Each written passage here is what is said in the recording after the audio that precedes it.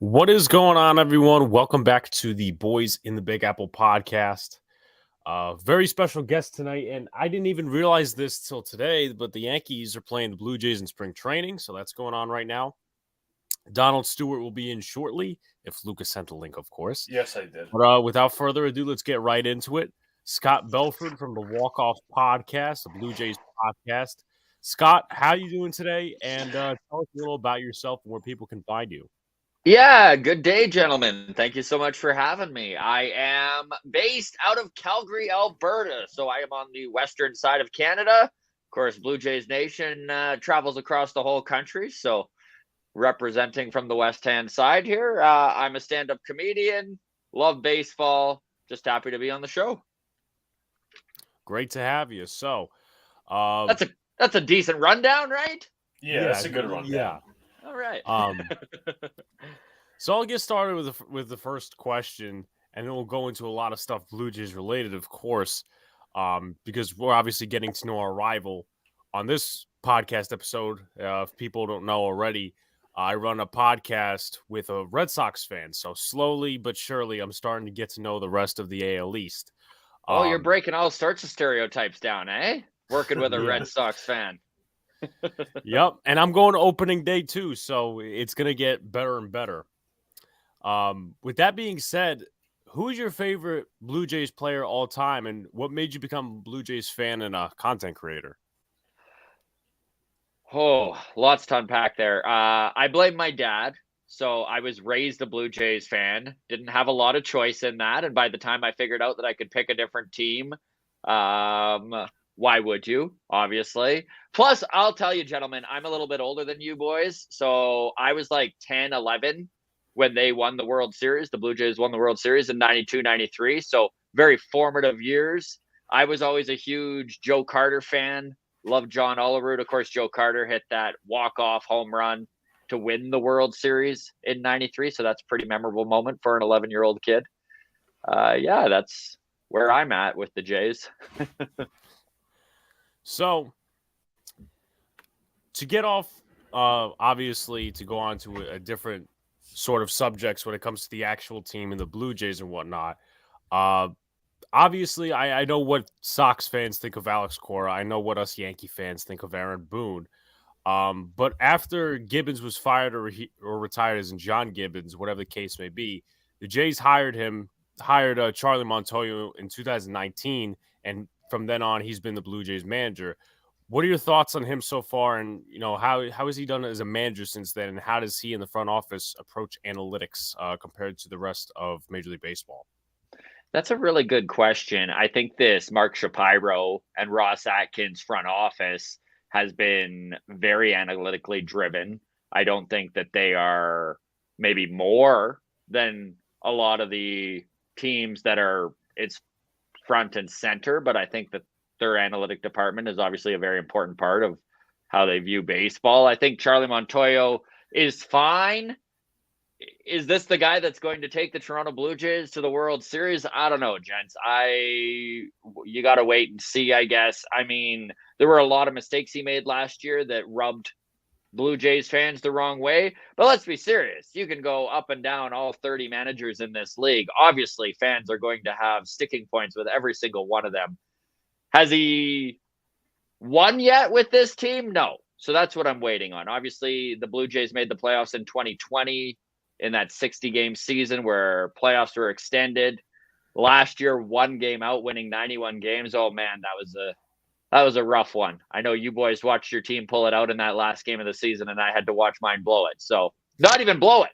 Watch the Nationals lose to the Red Sox. So it is what it is. But yeah, I think this is a year. So Charlie Montoyo, his contract is up at the end of this season. I don't think the Blue Jays will renew him if he doesn't at least make the playoffs, at least bring them to a division series. That's my guess anyways. Yeah, I'll be honest. In my opinion, when I was watching, the whole pennant race last year, I really thought the Blue Jays should have made it in over the Yankees. Obviously, that did not happen because of the standings and whatnot. I just thought the Blue Jays would be like a more entertaining product, Like the Yankees just got in and got out. At least the Yankees didn't really compete with the Red Sox in that wild card game. I thought the Blue Jays would put up a pretty good fight. They're a young, fun team to watch, that's for sure. I know that you gentlemen could probably even attest to this, that the last time the Blue Jays were very competitive in the AL East, it was a very different makeup to their 2015-2016 team. I mean, you gents now have Bringer of Rain, so it was a very... I think somebody's got background music. That's not me. Donald, Might be me. Give me a minute. All right. You were saying, Scott? Basically, what I was getting to is that, yes, this is a very young and fun team, especially in comparison to the last time that the Blue Jays were competitive, which was 2015, 2016, when it was an older group, an intense group of Josh Donaldson and Jose Bautista and Edwin Encarnacion, whereas this year and last year, it's all based on 22, 23, 24-year-olds, Vladdy Guerrero and, Bo Bichette and all the kids. So, yeah, I agree. I would have rather seen the Blue Jays make the playoffs last year than the Yankees too. Let me just ask you this. That's not what I was saying. Yeah. Let me ask you this: would you consider those years with Encarnacion, Bautista, that type of core? Would you consider that like kind of eras as a failure, or how do you see it? Because you didn't win a championship, or do you think you didn't have really a chance? Because I remember the Blue Jays were in the championship series with the Royals in 2015. Now they ultimately lost. So it just creates an interesting debate. Did you think that era was kind of a failure with all those, star budding talent? So I'm going to tell you, I am not nearly as fortunate to follow a team that wins as often as the New York Yankees do. And I hope you gentlemen know how lucky you are, even though you haven't won in a decade. I'm well aware the Yankees fans are getting fed up with not bringing home a World Series. But do I look back on 2015, 2016 like a failure? I mean, yes, they didn't bring home the championship, but honestly, man, it had been over 20 years since the Blue Jays saw the playoffs, and to watch baseball become front and center again in Canada, and to watch like all these Jays fans coming out of the woodworks, because you gents can attest, right? When your team is winning, it is so much fun. The fans seem to double, and it's just all of the, the non-hardcores come out, and it just makes the atmosphere so much more fun. So do I think that it was a success? I don't think it was a success, 2015, 2016, but I also wouldn't qualify it as a failure. And I do think that the interest for baseball and the Blue Jays in general has been completely reinvigorated in this country because of 2015, 2016. I can agree there. So with that being said, before the next question, I'll welcome on our I guess we could call him a co-host at this time. Thank you so much, guys, for having me on again. It's always a pleasure. What are your thoughts on the Blue Jays, Donald, just looking at them as an AL East rival up north? Well, first of all, can I say my TV turned itself on, which is a little concerning, but I'm not going to worry about it too much in case there's any ghosts or stuff. But no, I love what the Blue Jays have done. I think they've built an incredible roster. And for me, they are the favorites for the division quite clearly. I think they've got the pitching staff now. I think pitching was a question last year. They've improved that. And offensively, they're just a juggernaut. They're an absolute juggernaut. So if I was a neutral, I would actually tune in and watch Blue Jays games. If I wasn't a Yankee fan, I would sit and watch them. I think they're going to be great. I would watch the three teams that I would enjoy watching would be the Blue Jays, the Padres, and the Dodgers. Like, they've just got the most exciting rosters that are just fun to watch, and the Braves as well. I think they've got a very exciting roster. And you notice I've not mentioned the Yankees at all. If I was a neutral, I probably wouldn't watch the Yankees. I don't like the way that they've built this roster. I'm completely against it. Can I step in for a second here, Donald? Because I want to just bring up something that Yankee fans don't seem to be acknowledging, and that is, honestly, your guys' starting pitching is just straight up scary. And I'm not even talking the five. Like, the depth is insane. right? You go down like it's Cole, Montgomery, Taillon, Severino, Cortez. That's your top 5. But then you get some injuries, and you've got Schmidt and Gill and Germain and Garcia. Like, there is depth in that starting rotation that Yankees fans haven't really acknowledged. So can I challenge that, bro? Garrett Cole's phenomenal. Okay, he is without question phenomenal. Ace. I'm delighted we got him. I was dreaming of having Garrett Cole in our rotation. He's not a question. It's every other question after that. Montgomery. Severino's a big question mark. Exactly. Montgomery's a 4th or 5th starter, and he's got a solid arm, but he's not got great stuff. He's just got solid stuff. Okay. Herman was never a good pitcher even before he started beating up his wife. So yes. I don't like him, and he should never ever be on any kind of roster. So he's out of the question. Severino has not pitched properly in 3 years. And even before he got hurt, he would be awesome right up until August. And then he would completely fall apart. That was 2018. And it happened 2 years in a row. And the Yankees never once looked into why that's happening. They just kind of went, And if they actually looked at his MRI scan, I think they probably would have figured out they actually had some arm problems. But then, no, they just went ahead and just signed him anyway. It's a huge deal, which has hamstrung us. And they never properly did an MRI on him. He's had arm problems prior to him getting hurt. So Severino's he's the only one after Cole with elite stuff. It's just his injuries is a problem. So he's a massive risk. So that moves us to Taillon. I like Taillon, but again, he's more of a 3rd starter, 4th starter. Again, injuries is a problem. He's got nice upside. He's got nice stuff. But again, it's not elite stuff. He's a guy that's a 4 ERA kind of guy for me, like a high 3, low 4s kind of a guy. And then we get to Luis Gil, and I love Luis Gil. He's the one that I actually am excited about. But again, he needs to work on his location because his stuff is electric. I'm excited about him. And Deivi Garcia, the Yankees screwed him up. He was awesome when he broke through.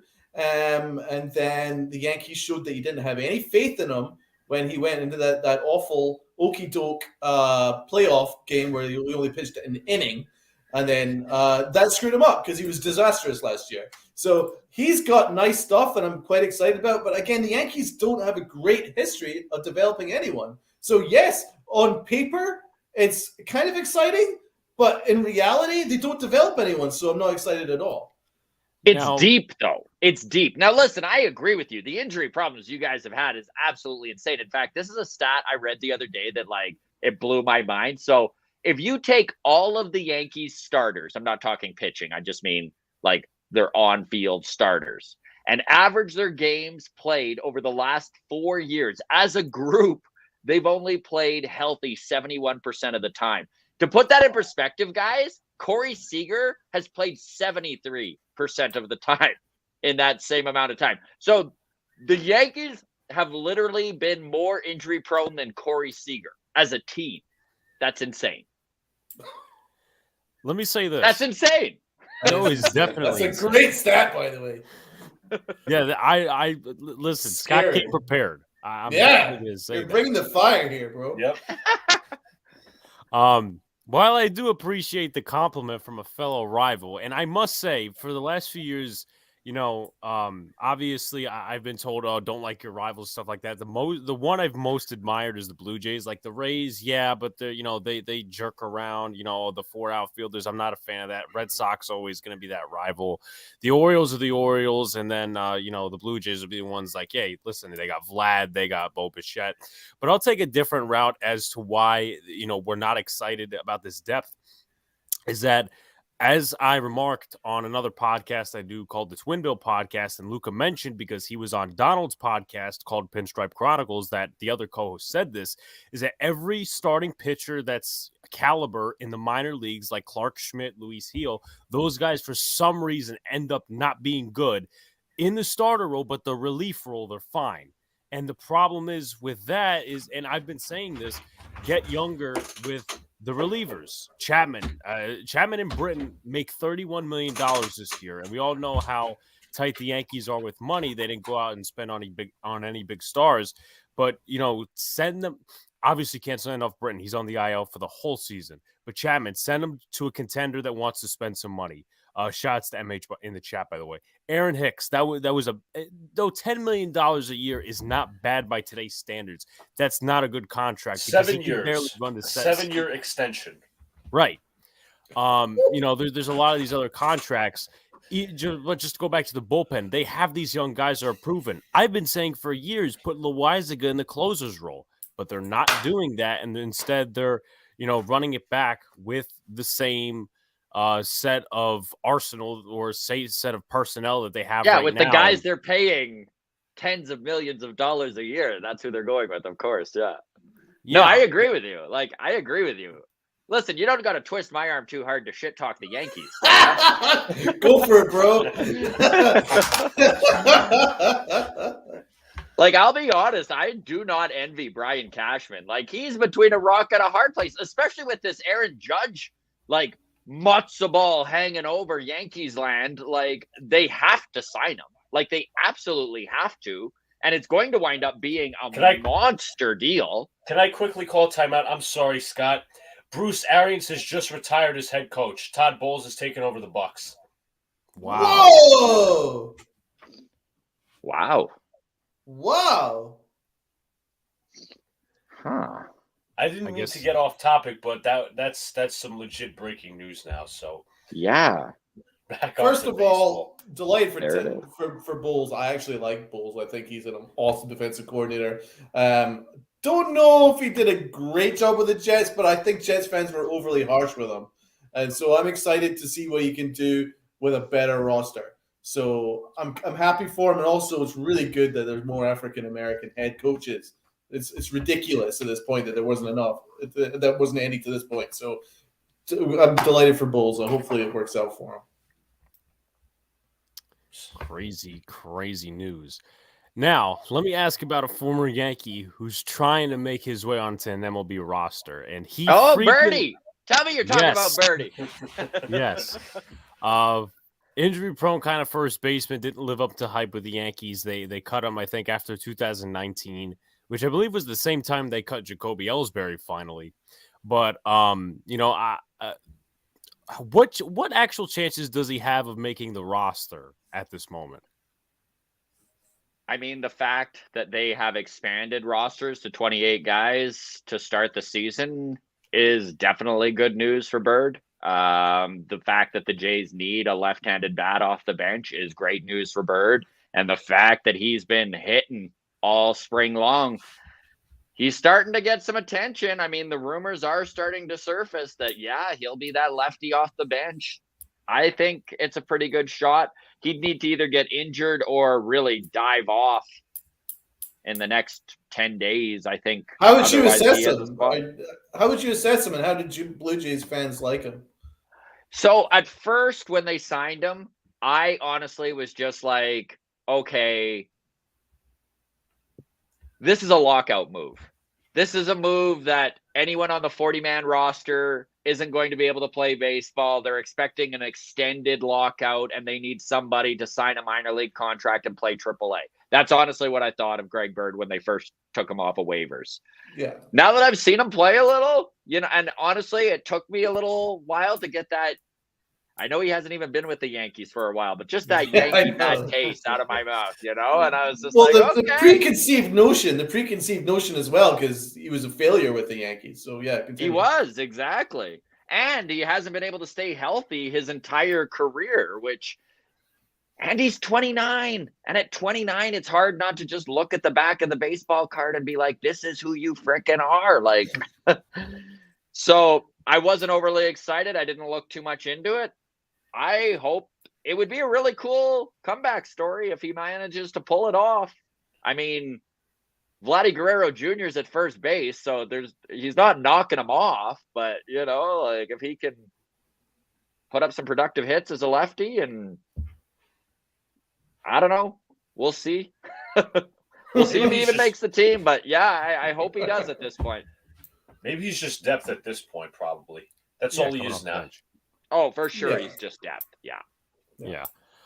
So my next question is obviously a bit more serious. You guys lost the Cy Young winner and Robbie Ray in free agency, but replaced him with Kevin Gausman, who's a former Oriole, but he had an awesome year in San Francisco, and Yusei Kikuchi.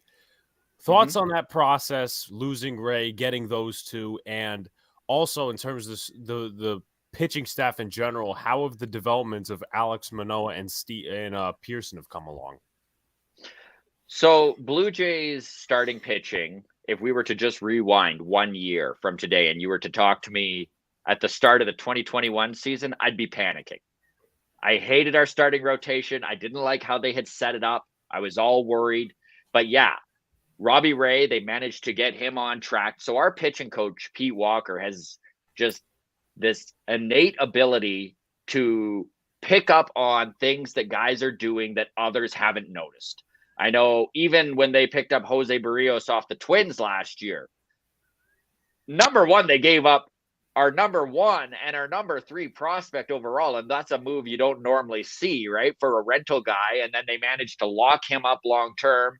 And Pete Walker noticed that every time Barrios was throwing his hands up over his head, that his timing was off with all of his off-speed stuff, especially his curveball. And that's why that he'd come in every year and be lights out. And then you talk to Twins fans, by August, September, they're pulling their hair out over this ace that's no longer an ace.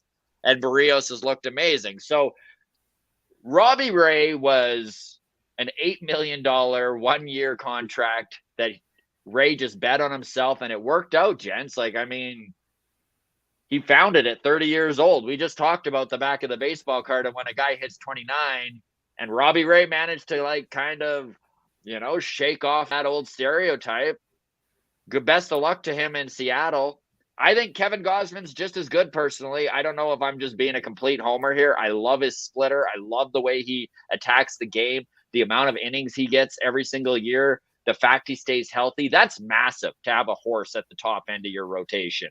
You know, even if he's not going to be as good as Robbie Ray, if he's going to be in there and pitch to a 3.5 ERA, a FIP around the same, and he's managing to get 190 to 200 innings, that's a huge success. And I think that Gausman and Ray's numbers are going to wash out in the end. Kikuchi's a roll of the dice. We're hoping he replaces Steven Matz, who, same thing, had a great bounce back year last year, to the point where the Cardinals actually signed him to a 4-year deal. I didn't see that happening, right? Which also goes to show you how valued lefties are. Alek Manoah, I was screaming from the top of the rooftops in May, don't bring him up. You're going to ruin him. I've watched Jays bring guys up out of desperation too many times and then them not be ready and just kind of halt the career and then them wind up being traded and being built up somewhere else. So I wasn't into it. And then he came up and just acted like he was a seasoned vet and was really one of those, you know, I think every team gets one of those once a year, right? Where it's just like one guy just does so much better than everyone would have possibly projected. Yeah, definitely an overachiever. Yeah, agreed. So I don't know. I look at this rotation and there are question marks. I think that the depth could be scary. You know, if Ryu winds up injured and then at the same time, one of those guys at the top, Barrios or Gausman, is down for any amount of time, I'm not thrilled. This is where I look at your guys' starting rotation and I'm like, I would prefer to see a guy like, you know, Garcia moved up into that starting rotation than we're really rolling the dice on Nate Pearson. I know Nate Pearson's ceiling is far higher, but he just hasn't really put it together at a big league level. He's 25. Like, it's kind of at the point where he's got to do or wind up in the bullpen. Definitely. Now, another big loss for you guys. You guys lost Marcus Semien to the Rangers, but you traded for Matt Chapman from Oakland, the rebuilding Oakland Athletics, even though we couldn't get anyone from there as Yankee fans that we're still mad about, whether that be Olsen or starting pitching. Do you feel overall, and I think I have another question that's actually part of it next, do you believe that you guys got better defensively? Yes. I say yes quickly because when it comes to the hot corner, even though Marcus Semien also won a Gold Glove with the Toronto Blue Jays in 2021 and was phenomenal at second base, I just value that third base position defensively more than I do second base. I truly believe that, especially for the Blue Jays, who saw 20 plus errors at the hot corner last year. And on top of that, this is between 7 dudes. Every single one of them defensively, when you look at their metrics, below average, below league average. Every single third baseman that played at the hot corner for the Jays last year. Matt Chapman's a vacuum. He's a stud. Like, this is a guy who, if he's not the best defensive third baseman in the league, there is a very good argument that he's in the top 2 or 3. So I think that just the fact that you're going to eliminate the gaping hole that was defensively for the Toronto Blue Jays at third base, I think second base is going to take a dip defensively, but I don't think it's going to wash out the same. I think defensively, the Jays are just a better infield now that Chapman is at third base. I also think that Chapman leaving Oakland and the cavernous stadium that is Oakland Coliseum and going to the AL East. Like, gents, let's face it, the AL East, if you can hit, you're going to really hit in the AL East. Great so point. I think we're going to... Yeah. I love the Chapman move for you guys. If I was to, I said, I actually think it'll make it more. I think his acquisition for you is actually even better than, say, the Red Sox getting Story. I think it'll means more for you guys having Chapman because of his ability to play the hot corner perfectly, and he will hit. He will definitely hit in the AL East. So I think he'll have an uptick as he did from even last year. I think I love that move for you. When I saw that happen, I was like, "Oh my god, that's a good move." Yeah, they got him for I mean, not nothing, but relatively cheap in comparison to some of the other moves that were made throughout the offseason. I would have taken Chapman over Donaldson every single day of the week. Oh yeah, definitely. That salary, 100%. I remember when Sweeney Murdy tried to put a spin on it that Yankee fans would think Matt Chapman would be the next Joey Gallo. And I was like, dude, what are you doing? Matt Chapman is like one of the best third basemen in the game. Yeah. Where's Joey Gallo in the outfield list? Well, I mean, Joey Gallo is a defensively good outfielder. But listen, I can't stand Gallo and all the love he gets for hitting 199 and striking out all the time. Listen, and you guys are young. Normally it's the kids giving me shit for this take who are like, you don't understand metrics. I'm like, well, he strikes out over 200 times. Like, it's crazy. Everybody praises his batter's eye, but every once in a while, I see him looking at a pitch down the middle for strike 3. Like, do a little more convincing because I can't see that he's a good batter's eye. He walks, I'll give him credit for that, but he still strikes out a ton more. It's all ridiculous strikeouts. Was it 48% of his at-bats were strikeouts last year? I got to look at it. I'll pull it up. I mean, he's such an interesting animal in today's Major League Baseball. Like, the fact Joey Gallo exists and thrives, and that the MLB is now trying to legislate him into being a legit good player. They're like, no more shifts. This will save Joey Gallo. Obviously, that's not exactly what they mean, but like at the same time, even what pissed me off about Gallo too was him coming out and being like, "Oh, they should ban the shift. It's terrible." It's like, you know what, man? Baseball is a game of adjustments, and everyone else is making these adjustments. You're the only guy who there's constant photos of 9 dudes on the right-hand side of the field. Like, I'm not saying he should be laying down bunts, but can he not do anything to adjust to this? Like, to go further to your point, I'm going to sound like the old man in the lawn, get off my lawn kind of thing, but Joey Gallo is basically what's wrong with modern baseball. Everybody is obsessed with his analytics and the advanced metrics to justify batting 140 and striking out half of his at bats and having like 5 sacrifice flies his entire career. I mean, that is unacceptable at any level. And how can you justify that? I love that he hits 50 home runs, but it doesn't really matter when you strike out 1,000,000 times and you bat 140. It means that you can't hit when you need him to. So I think, and that's why obviously the younger generation and obviously the front offices that are now complete analytics obsessed, all they're looking at is the metrics, but they're not actually looking at what's actually happening in front of you. Yeah, I would take guys that can actually make contact with the ball 100 times more than I would take a Joey Gallo, because Joey Gallo didn't actually upgrade any aspect to the Yankees roster last year. And it's not because he's not a good player, because he is actually a good player. He's a very good outfielder, and he's got power. But the thing is, that's what the Yankees had all last year. They struck out a million times on the Yankees. Yes, he was a redundancy. Absolutely. Yeah. And Brian Cashman's obsessed with that kind of type of player, and we need to move off that type of player. So I got a question for you. I got a question for you, gentlemen, because I'm really curious how Yankees fans feel about this. And I kind of touched on it, and then it sounded like, Donald, you were having like a car drive through your living room while I was doing that. Sorry about that. Would you, gentlemen, if it comes out tomorrow to sign Aaron Judge, it's going to cost you another $300 million 10-year contract. Do you do that deal at 30 years old for an injury-prone dude? Nope. I don't know about 10 years, but yeah, I would give him like 10 years. 6, 7 years would be good for me, but I don't think 10 years, because I'm personally. But here's the thing. All right. Here's the thing. Okay, for him to extend and not go to free agency, because everyone knows if he goes to free agency, there's a 6-year deal waiting for him from about 10 teams. Yeah, he'd be gone. So to keep him, you probably got to blow his socks away. And 10 years is probably what you got to do. Maybe you can get 8, but even 8 years, let's say $260 million. So you're looking right around what Freddie Freeman got.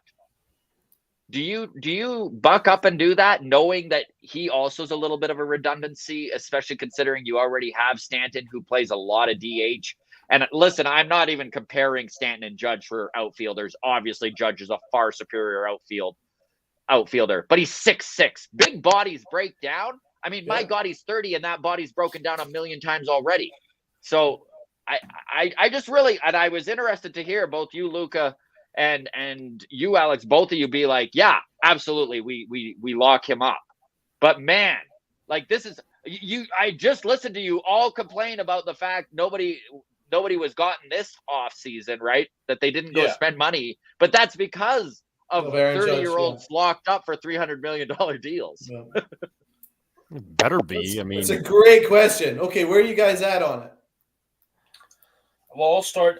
10 years would be kind of difficult for me to get around, because I'm not a big fan of 10, 12, 13-year contracts over the span, because that's going to die out eventually. I mean, it would, because the players will get to their late 30s whatsoever, but he is the franchise player of this team, so you got to do whatever it takes to try to get this guy locked up. But I don't think Howe and Brian Cashman would go 10 years. I will tell you that, because they were apparently, Brian Cashman said all the contracts that they were tied to, Aaron Hicks, Giancarlo Stanton, Garrett Cole, whoever you want to list as an overpay, was the sole reason is this team did not get a big acquisition. When it came to Carlos Correa, Trevor Story, Corey Seager, Freddie Freeman, Marcus Semien, Robbie Ray, you could list all the guys out there. So Kevin Gausman. No. Kevin Gausman, yes, we needed starting pitching, and we did not get that. A bunch of question marks, not the point. I just don't.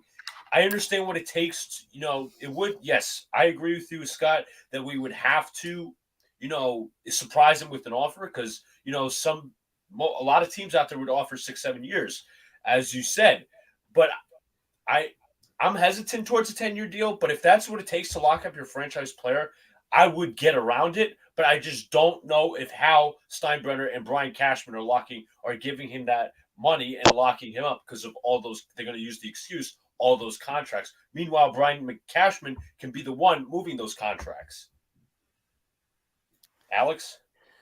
I'm going to have to agree with Luca here, and I'm going to take a different path. what the hell is the option if you don't extend Judge? Yeah. Go get Juan Soto, who wants so much more. He turned down, what was it, 13 years, $350 million from the Nationals. I mean, look at the system, in like, I don't know what free agency is looking like, but if they're hesitant to pay Judge, they're going to be super hesitant to pay Soto if he was to come to the Yankees, of course. And Soto's not a free agent for a couple of years, so they would actually have to trade for him and then try to sign him to an extension. But in terms of right field, I mean, you look at the outfield in the actual minor league system, I can't list a long-term solution. Esteban Florial, was supposed to be this big thing a couple of years ago. Now, because you held Hicks in center for so long, he's a utility player. Jason Dominguez is so far away. He's my age. I'm 18 years old. He is my age. And there are clips of him actually not running the bases correctly. So he is so far away. And the problem is with this whole, why we're upset with the offseason is they want to stick with Anthony Volpe. If they don't re-sign Judge, then they would have to wait for Jason Dominguez. But you also have Hicks. I don't care too much about Hicks, but you have Stanton in his prime, you have Cole in his prime, and all these other guys in their prime, and then you're waiting for, Volpe to be ready, and you're waiting for all these other guys to be ready. So I would probably lock him up. Yeah. Let me just point out two things. That's insane. That's insane. I was just going to point out two things, and that is Volpe's not even the most major league ready shortstop prospect the Yankees have. It's Oswald Peraza, number one. Number two, big time. Yep. Thank you. I love hearing a Yankee fan say it. Donald did mention on the Pinstripe Chronicles episode I was on, he said the Yankees don't even have a ton of outfield prospects waiting in the system. They don't. Dominguez, that's it. I named two guys, Florial and Dominguez, and that's it. That's it. And Joey Gallo's also a free agent after the year. I wouldn't re-sign him. Oh, no, I wouldn't. They will. And let me say this before we move on to Jay's question, which actually relates to the outfield a little bit. I say, and someone actually mentioned to me that why Joey Gallo should be a leadoff hitter, and I kind of blew that argument down. Here's three probabilities of what a Joey Gallo at bat is. It's either a walk, a strikeout, or a home run. That's it. Three true outcomes. Yeah, 3 true outcomes. That's what I was talking about. So to go back to your original question about Aaron Judge, I'm with Alex in the fact that what's the alternative, and the reason why I'm actually going to take that path is because the Yankees have actually backed themselves into a corner where there's literally no other alternative but to sign him. Here's the reason.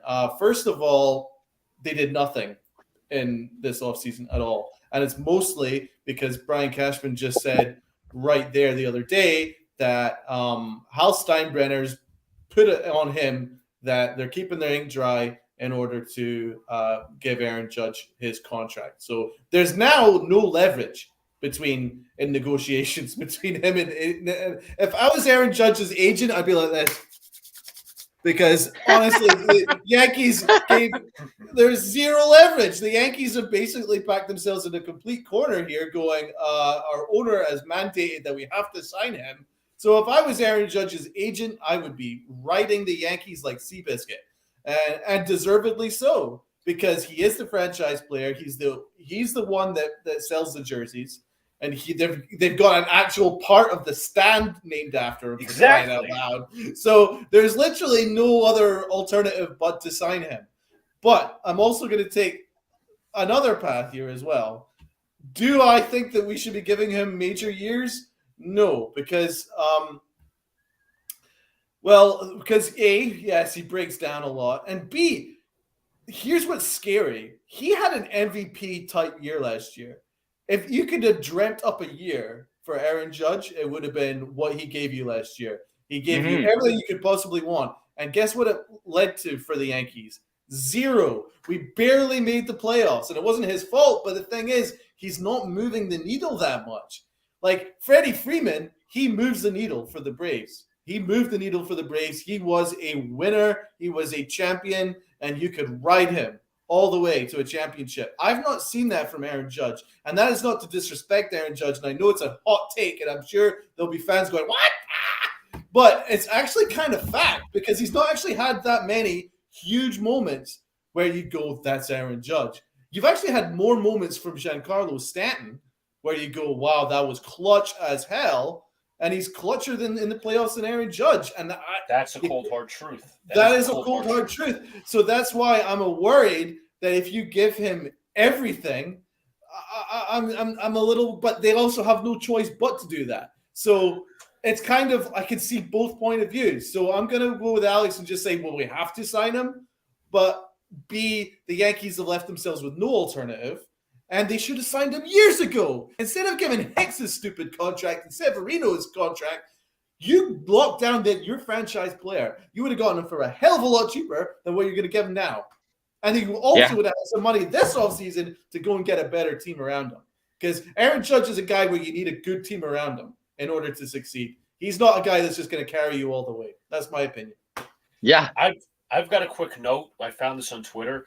So Max Goodman, he works for, I think, Sports Illustrated for the Yankees and Jets, but he did this tweet on the Yankees. The Yankees have 5 top prospects from baseball back in 2012 per MLB Pipeline's list. Number 5 at that time, Shelby Miller.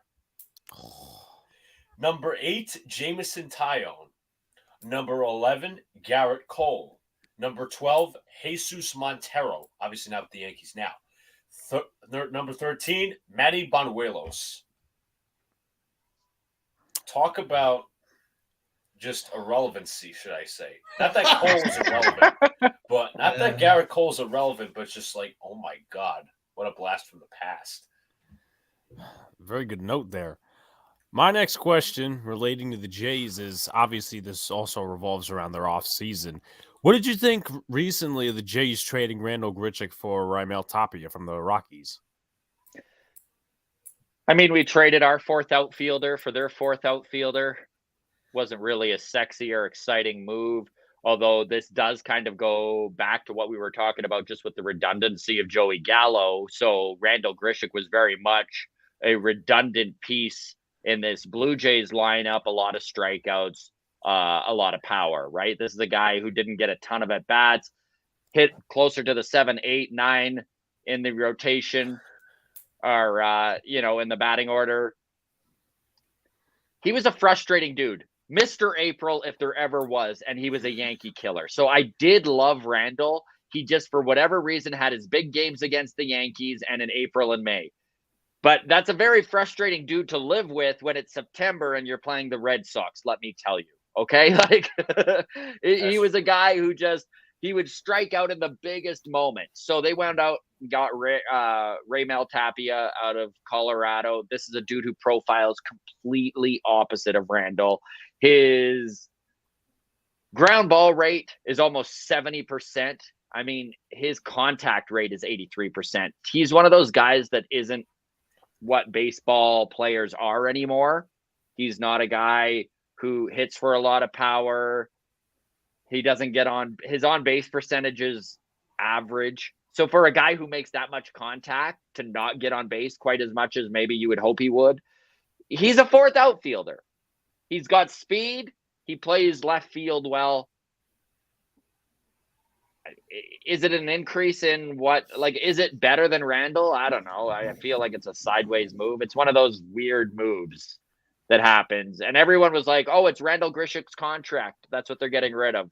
But the Blue Jays also, of the $20 million still being owed to Randle-GajovichProtich, they sent $9.8 million to the Colorado Rockies. Tapia's contract, he's owed just under $4 million this year, and arbitration next year for about $5 million. So if you do the math and wash it all out, they're saving $1 million. I don't know. I mean, I guess if you're just asking me if I like the move, I don't anything the move. I mean, the stats would tell you Tapia has speed because he stole 20 bases last year. How many guys do you see anymore steal 20?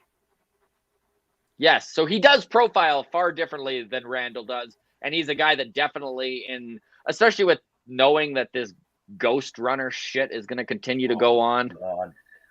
I mean, it is nice to have a guy off the bench that you can put on second base and know that if, it's a single, he's scoring. It's something. Next question. What are some positional weaknesses on the Blue Jays? What are some strong spots? We could probably name them, but obviously getting them from a Blue Jays fan is better. And what positions are being battled for? Obviously, you told us that Greg Bird was battling for a bench spot just to come off the bench and hit power. So one of the places that is a strength for this Blue Jays team that hasn't gotten a lot of attention is their bullpen and the depth within it. Do they have a ton of high-end guys like you gentlemen did back, like, what was it, 2 years ago when you had Chapman, Betances, Loizaga, like, where it was just like, how do you have 5 high leverage dudes? So the Jays don't have that, but they've got some pretty decent high leverage guys out of Jordan Romano there, who's going to be their de facto closer. Tim Mesa has kind of come out of nowhere in that bullpen as a strong lefty, a shutdown guy. They wound up getting Jimmy Garcia, Yimmy, right out of Houston. That was one of their free agent signings this offseason. But it's a depth game, and that was what killed the Blue Jays last year in so many scenarios, especially in May and June. I mean, the Blue Jays front office made bullpen moves in early June last year, jumping the trade gun, or the jumping the gun on the trade deadline by 5 weeks and needing to overpay to do so, right? So it is nice to kind of look at that bullpen and be like, okay, they could suffer 3, 4, 5 injuries and it not be the sky is falling. So that's one of their strengths. Starting rotation, I think, is a strength, although they do lack some depth. We kind of touched on that. Really, the biggest question mark is second base right now. That's going to be kind of a platoon between Cavan Biggio and Santiago Espinal. Biggio had a really rough season last year for the Blue Jays. He was one of the bloodline boys, right? Between Bichette and Guerrero and Biggio, all of their fathers, obviously major leaguers, some of them Hall of Famers. And he was very injured last year. They tried to, he's a versatile guy, so he played all over the diamond, had never played much time at third base. And the front office just figured, well, if he can play right, center, left, second, first, why can't he play third? Well, not everyone can play everywhere. So third, I know we brought up the errors that happened at third base for the Blue Jays earlier in the show, and he was a big part of that. So it's a question mark, second base. Can these guys platoon lefty, righty? Can they defensively be adequate there? Do the Blue Jays need a second baseman that's hitting a ton? No. Look at the lineup, right? Not every player needs to, like, when the rumors were coming out that the Jays were still in trade talks with Cleveland for Jose Ramirez to play second.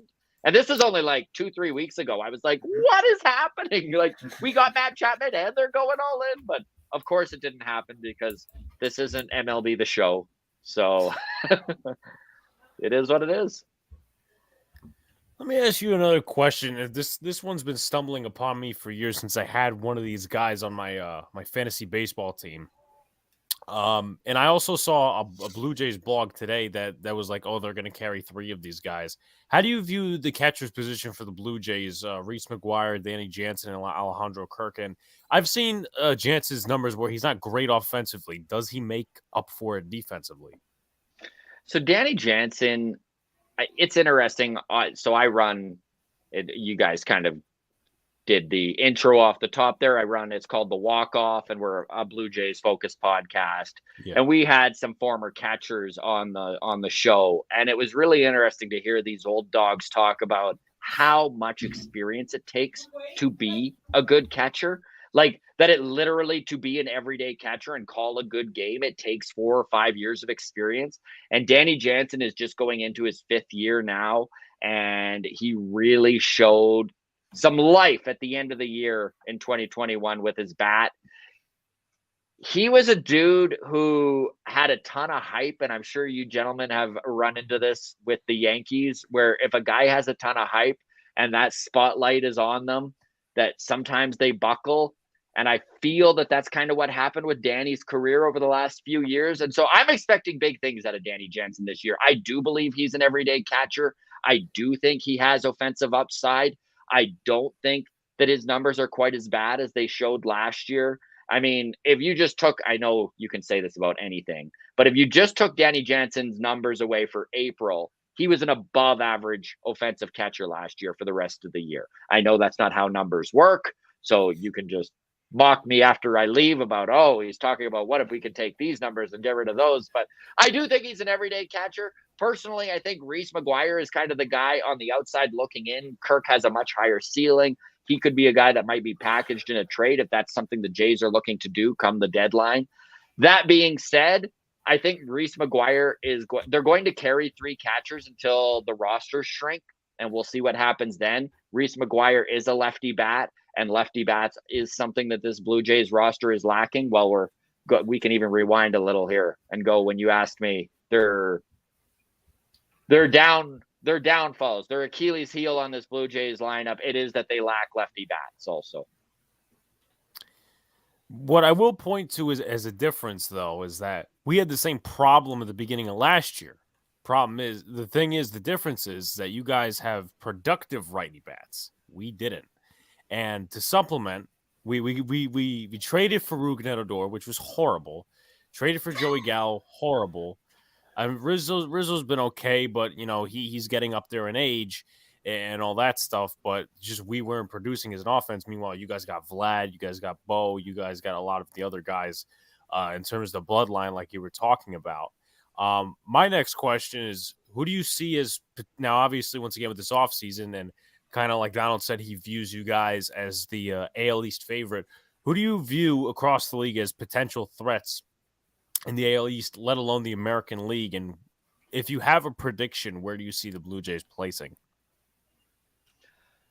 Well, I think all 4 of us here can agree that the AL East is once again going to be a ridiculous meat grinder of a division that is completely unfair to 4 of the 5 teams within it. I mean, all 4 of the Rays and Jays and Red Sox and Yankees get to beat up on the Orioles 19 times a year. Poor Orioles, honestly. To be a Baltimore fan during a rebuild while the AL East is just like hulking out. Like, let's be serious. Think about how good the New York Yankees are, and think about how much your fan base is freaking out about what hasn't been done. Like, the Yankees are still a very good team, even though you haven't addressed all the needs that maybe you need to do. Like, this is still a team that very well could win 90 to 95 games in the AL East, and nobody's going to be surprised about it. So the Yankees, the Red Sox, I think, are going to take a step back from last year. So my prediction is there's 3 teams in the AL East that make these new extended playoffs. I think it's going to be, I hate the Rays so much, but every time I bet against them, I need to eat shit. So I'm not doing it again this year. So I think it's going to be the Rays, Yanks, and Jays that come out of the AL East. I think it's going to be the White Sox, and I think it's going to be the Mariners. And then I think there's a roll of the dice. We could see the Sox sneak in. Could it be 4 AL East teams? That would be insane. The Twins are a bubble team. Like, there's some question marks for sure, but the teams that I think are for sure going to be in the playoffs out of the American League are Seattle. It's going to be the Jays, Yankees, Rays, White Sox. What about you boys? Where are you landing on this? Wow. Let's see. I gotta go back because I did predictions like 2 weeks ago or 3 weeks ago. Now that I think about it, I mean, that was just when baseball just started before even every offseason move. So I definitely had the Blue Jays penciled in as the number 1. White Sox, the only team coming out of the Central as a playoff team, even with the new expanded playoffs. I think the Tigers are almost there with AJ Hinch. I don't think it's going to be their year this year. They did sign Eduardo Rodriguez and Javi Baez, so they're trying to inch closer. Trying to inch closer. The Twins got Correa. They hoodwinked us with the IKF trade and all that stuff. But with that being said, I don't think they're there yet either. Astros, I think they'll still go in and make the playoffs. Yeah. So you picked the Astros over the Mariners? I have them winning the division, but I think the Mariners are going to come in second. Okay. Yeah. They did sign Robbie Ray. Chris Bryant, Adam Frazier. Chris Bryant's with the Rockies. That's a really nice. I love Frazier. We should have traded for Frazier. There's such a good young team, that Mariners team. I don't know, like last year really opened my eyes because I bet against them every step of the way. It took until the last day of the season to be like, okay, I was right, but not in the way I wanted to be, Well, they got Mitch Haniger. They got Yeah. If Kalenic could do something, I know he struggled a little bit last year. They sent him down. He came back up. He did a little bit better. The Rangers might be a team to watch. I mean, I have to revitalize my predictions. That will be done tomorrow, actually. Their pitching sucks, though. Yeah. I mean, I agree. Like, they did add they added $500 million between Simeon and Seager. Like, think about how much money they spent on that infield. They also got John Gray. That's the only pitcher they have, and then they traded for Mitch Garver, but that's about it. That's really about it. And I also had in my original free agent predictions, I had Kershaw going to the Rangers because he's from Texas, but John Gray seems like the only reasonable pitcher on that staff. I mean, the rest I think they have to rely on the young talent. Like, that's pretty unknown right now. I mean, Adolis Garcia is pretty good. I don't know if he was sent down or whatever, or is still with the team, but he's a pretty good young talent. But it's going to be all in the young core, to actually make that next step. So here's a prediction: if Corey Seager only plays 60 to 70 games, I still think the Rangers are a below 500 team. Yeah, I agree. I think they're pretty mediocre. Yeah, like an 81 team. Something along those lines. They'll be like third or fourth in the division. I see them like the Tigers. That's true. They made some moves, but you just don't feel that way about them yet. The Tigers are another team that really could surprise some people this year. We'll see if they're prepared to take that next step. But, I mean, bringing in Barnhart as their catcher, like, again, we just talked about what a big deal having a seasoned veteran catcher is, and Barnhart is going to help that pitching staff so much, in my opinion. Definitely. So, see, my predictions were the Yankees, I believe, win is always on the lower scale. So I wouldn't even go as high as 90 to 95, just due to the fact that the Yankees won by accident last year in many ways because of the lack of depth in the American League. There wasn't that much very solid teams. It was kind of a big disparity. There was a lot of teams that were just straight out rebuilding, and then there was some good teams on the upper end. But the Yankees kind of feasted on the mediocre teams, and then they kind of backed in. They're not going to get that luxury this year. The East is packed. Apart from the Orioles, the Red Sox and Tampa Bay are wonderfully managed. Even though I think the Yankees roster is better than both of them, I think that they're much better managed than the Yankees are. So you always kind of give them a slight edge in that department. And then the Jays had an awesome job rebuilding their team. So now they're ready to go. And then you look at the teams that, even if you're saying that the Rangers are only going to win maybe half their games, they're still going to take some games off you because they've got that talent now. That's the thing is, there's going to be like teams that maybe even the Twins. Now, even the Twins might not make the playoffs, but they're going to take some games off you because of the talent that they've just acquired. And that's the thing that the Yankees are going to be shocked at, because all the last couple of years, all they do is rest guys for indiscriminate amount of time, going, oh, we'll rest these guys for this series so we can play this next series. And the Yankees don't have the luxury anymore. And that's going to shock them because their whole basis on building a team to go through a regular season is to rest guys for bigger series and things like that. They're not going to have that luxury anymore, and it's going to shock them. So I'm going to go with the lower end of the scale for the Yankees. I think if they win 87, 88 games, that's the kind of range that I'm in, because they haven't improved their team that much. They don't have a catcher, as far as I'm concerned, that you can rely on, and they've only got one starter you can rely on. They've got Chapman, who's a mess, and they've kind of got this weird infield situation. We've got a million infielders. They're gonna have to try and play them all. So, and they're old. Their whole middle of the roster is old and injury prone. So, by the way, and Donald makes a great point here. Like, the Yankees are old. They're the second oldest team in baseball. They're 29.6 years old is their average age. By the way, you're bringing the facts, man. I love it. Right? The Blue Jays are the second youngest team, and they're 26.4 years. So just average-wise, they are over 3 years younger than the Yankees, which is why I brought up the Judge signing, right? Because I do Aaron Judge is a friggin' stud. I mean, He is great. I hate him. I hate his face. I hate all of his attributes he brings to baseball. The fact that as a Jays fan, I need to eat it time and time again, I hate it. But, I mean, as Yankees fans, this is what you should want out of your players. That said, man, at 30 years old, he's not making your team younger, right? No. But he is awesome, though. I agree. He is awesome. He is awesome. I'll ask the next question, Alex.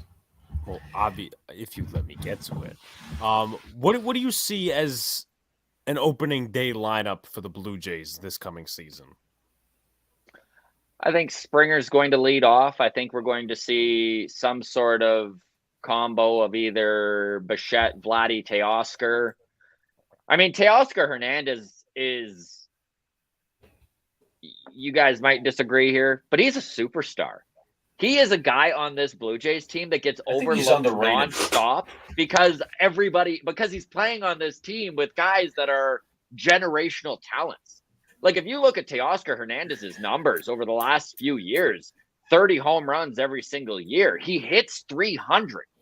Like this is a 30 home run guy who hits 300 and isn't a liability in the outfield. I mean, I'm not going to jump off the deep end here and say that he's a guy who defensively is killing it, but he's not a liability out there. So Hernandez is going to be in there in the top 4, I think. I think Matt Chapman slots in somewhere in that 5-6 hole. Like this is how deep this lineup is, right? Is you're like, does Lourdes Gurriel Jr. hit 7th? Like probably.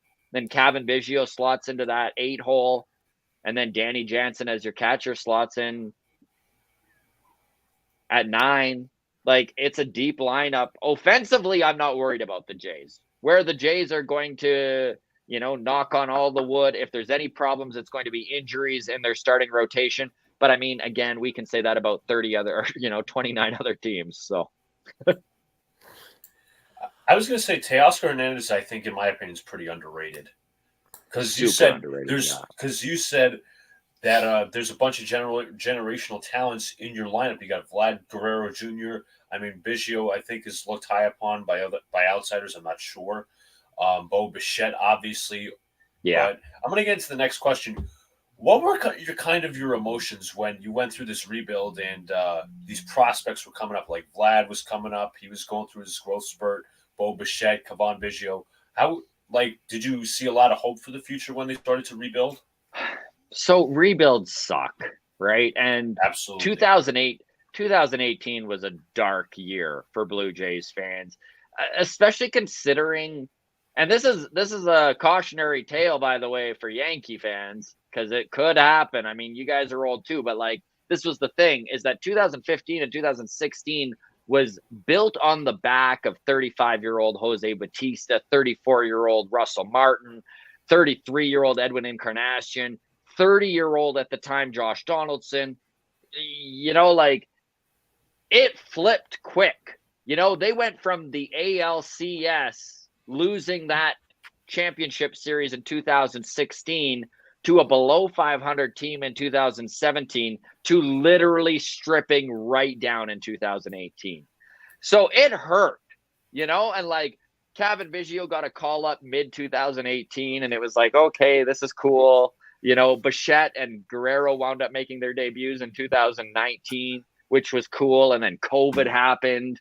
And then the season shortened. 2021 rolls around. And finally, you started to see the fruit of that front office's labor. So it was rough, man. Like, yeah, it was exciting and it was uplifting to know you had these like generational dudes coming up. But prospects are never a sure shot. I mean, the truth is the Jays have gotten very lucky that both Vlad and Bichette wound up to be as dominant as they have been, right? Like these are guys like Vladdy just turned 23 like a week ago and Bichette turns 24 in a month. Like they are freaking young. So like, I don't even think they've hit their ceiling yet, but yeah, man, it was rough. Getting to this point was not fun. I think one thing you pinpointed should be a lesson to Brian Cashman in the Yankees front office. Prospects are never a sure thing because that's what they're doing, the prospect hugging. I mean, there were several times that the Yankees of prospect hugged in the Brian Cashman era. They held back from trading with Johan Santana back like 2007 or 2008. I think it was. I don't think I was watching baseball at that point. I wasn't. They held back on trading for King Felix. They held back on trading for Garrett Cole in 2018 offseason, I think. Just so many more examples because they were just holding on to prospects to prevent them from being a win-now team. I mean, they are, but just to make them better. That's a sucky part of being a Yankee fan, just watching these great talents go elsewhere, but you hear the Yankees were in on them, but they couldn't give up this many. Like the Matt Olson thing is a perfect example. Just absolute. We could have upgraded the first base. Like it's not that I don't like Anthony Rizzo, but out of all the options, that was probably the second best option. Or Third best option. We don't have anyone in the system, which is a bigger problem. No, and 100%. Yeah, something we're gonna have to deal with eventually. Next and final question for Scott, because I know he does have to cut out. Yes, I do have to cut out, but this has been great, guys. If the Blue Jays were in Toronto all last year, would that have had an effect on their playoffs? Yes. Chance? And I also have another question because I saw it earlier on one of your recent videos. Maybe it was someone going crazy in the comments, but it said something about Ryan Borucki coming on your podcast or something like that, or something related to that. Yeah. Ryan Borucki and Danny Jansen are actually coming on the walk-off here, so that's pretty darn cool. Nice. Very cool. Nice pool, bro. Nice pool. Right, so we're excited to chat some baseball with those gentlemen. Sorry, what was the question? If they were in Toronto the full year instead of Buffalo and all these other places, would they have made the playoffs? So they were 12-11 at Dunedin. They were I think I've got it written down here, but it was just under 500. I think it was 13-15 in Buffalo, and then they were 23-11 in Toronto. Obviously, that winning percentage they're not going to win 2 out of every 3 games in Toronto, but it does make a difference. And man, it was so frustrating as a Blue Jays fan to watch the Yankees come and play the Jays at Salem Field and just it be all Yankees fans. Or in Dunedin in Florida, like literally every single fan base was out louder than the Jays fans in Florida because guess what? Like it's like all of Florida, 3,000 miles to Exactly. All Florida Yankee fans. We weren't even allowed to go to the U.S. Like, Florida is just retired Yankee fans. I'm just looking here at the score here. Toronto are kicking the Yankees' ass right now. Spring means nothing. 8-1. 8-1. Yeah. 8 runs, 14 hits. And the Yankees have got 2 errors. Wow. That's nice. More errors than runs. I like it. And the Yankees, Sears has given up 5 earned runs. Yeah, he's not making the run. Well, that's good. To be honest, I didn't even know who Sears was. When I saw that, I was like, is that a catalog? Like, Oh my God. All right, boys, I'm going to leave you on that. This was so much fun here. If there's for some reason any Blue Jays fans that are even watching this, I don't know why they would be, but hello, check out the Walkoff Podcast. We run every single Friday and Sunday. Honestly, gentlemen, Donald, Alex, Luca, a pleasure. I hope our paths cross again soon. Take care, guys. Definitely during the baseball season, I hope. That's right. Cheers, boys. All right, so that was Scott Belford of the Walkoff Podcast. Very excited to get him on. Obviously, you guys can check out his links and all that other stuff in the description. And yeah, very exciting. Danny Jansen and Ryan Borucki coming on their podcast. I mean, that's big for them.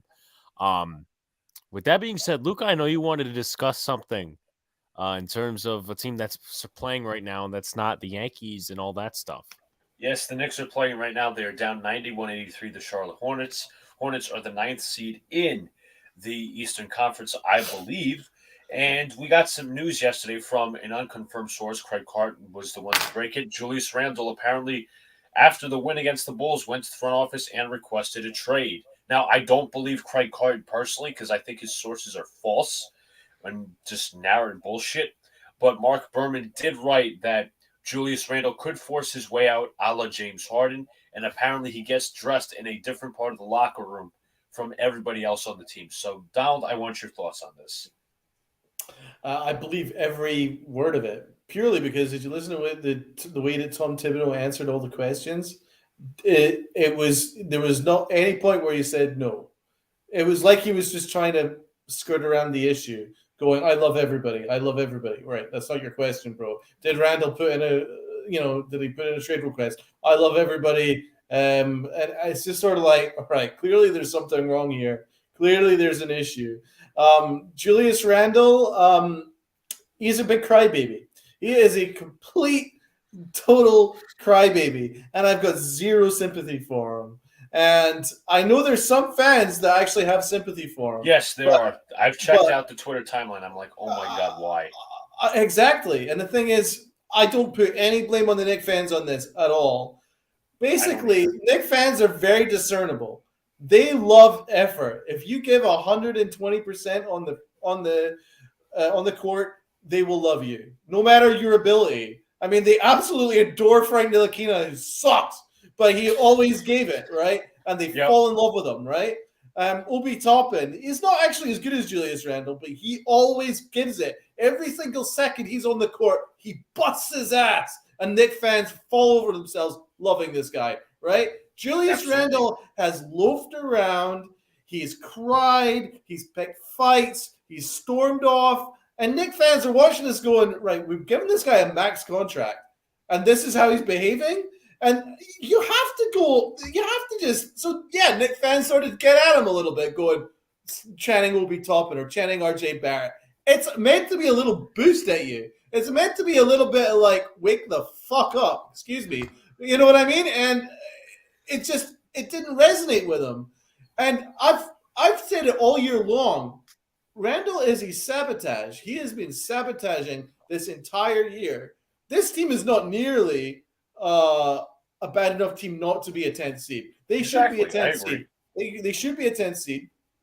And in fact, most of the games I've watched, they've been up by 20 points or double figures, and they've blown it and found ways to blow it. And a lot of it is because of Julius Randle, because he doesn't make any effort on defense. And whenever somebody has a better game than him, he freaks out. He loses his freaking mind. He either steals the ball off that guy who's playing better than him and chucks up shots and loses the game, or he'll just storm off the court, or he'll fight a coach, or he'll just fight the fans.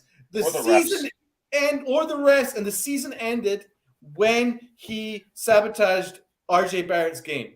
When RJ Barrett hit that buzzer beater, right, with that historic comeback, and RJ Barrett had that miraculous buzzer beater, the conversation the next day should have been all about RJ Barrett, and it should all have been the Knicks' incredible win. What was the conversation? It was Julius Randle effing the fans off, and then not just effing it during the game, but after the game. Instead of in the post-game was going, how good was RJ Barrett? I'm so excited that the two of us can build a relationship together and put the Knicks on a good course. Instead, he was like, F the fans. I mean, at that point, the season ended. They might have just shut up shop, because the players are watching this going, oh, this is our leader. This guy doesn't care about this team. And he also showed it when he refused to pick up Obi Toppin when he was on the ground. He didn't even watch it when he was in the All-Star festivities. Didn't even watch that. Didn't even care, right? And then when RJ Barrett has been going off for these last 2 months, he's not once given him any credit or shown that he's in it. He is a sabotage, and he sabotaged Kemba Walker's 44-point game too. He sabotages everything. So as far as I'm concerned, he needs to get the hell out of New York. I'd agree. Woo! Donald, do you put any blame on Tom Thibodeau or the front office for not holding this guy accountable? Yes or no? 100%, yes. Because when he, as I say, the season ended when he made the spectacle about himself when RJ Barrett hit that buzzer beater. That was the point when he effed the fans. He should have been banned for about 5 or 6 games. Send him home. If he wants to be at home so much, send him home. He obviously prefers being with his family more than the Knicks, and God bless him if that's the case, fine. But send him home, because he doesn't want to be in the Knicks. He doesn't care. So you check him out. He's checked out, so the Knicks have to show some all they did was they just allowed him to do this. When he freaked out, they allowed him not to speak to the media, which made problems worse. Yeah, they did. They've allowed this behavior. When he fought with a coach, he should have been banned. He should have been fined. Instead, nothing happened. It was like, that's cool, no problem. That's not cool at all. And when he sacrificed us beating Phoenix, we were about to beat Phoenix, and then he got ejected after fighting Cameron Johnson for no reason. Who hit the game-winning shot? Yeah, he forced his way out of that game. He didn't need to do it. The Knicks were going to win that game. Instead, he blew a gasket for no reason, got himself off the court. The Knicks lose. Right at that point, he should have been at least sat for a game. So it's happened at least a dozen times, if not more. I think a lot more actually, that he's had these freakouts.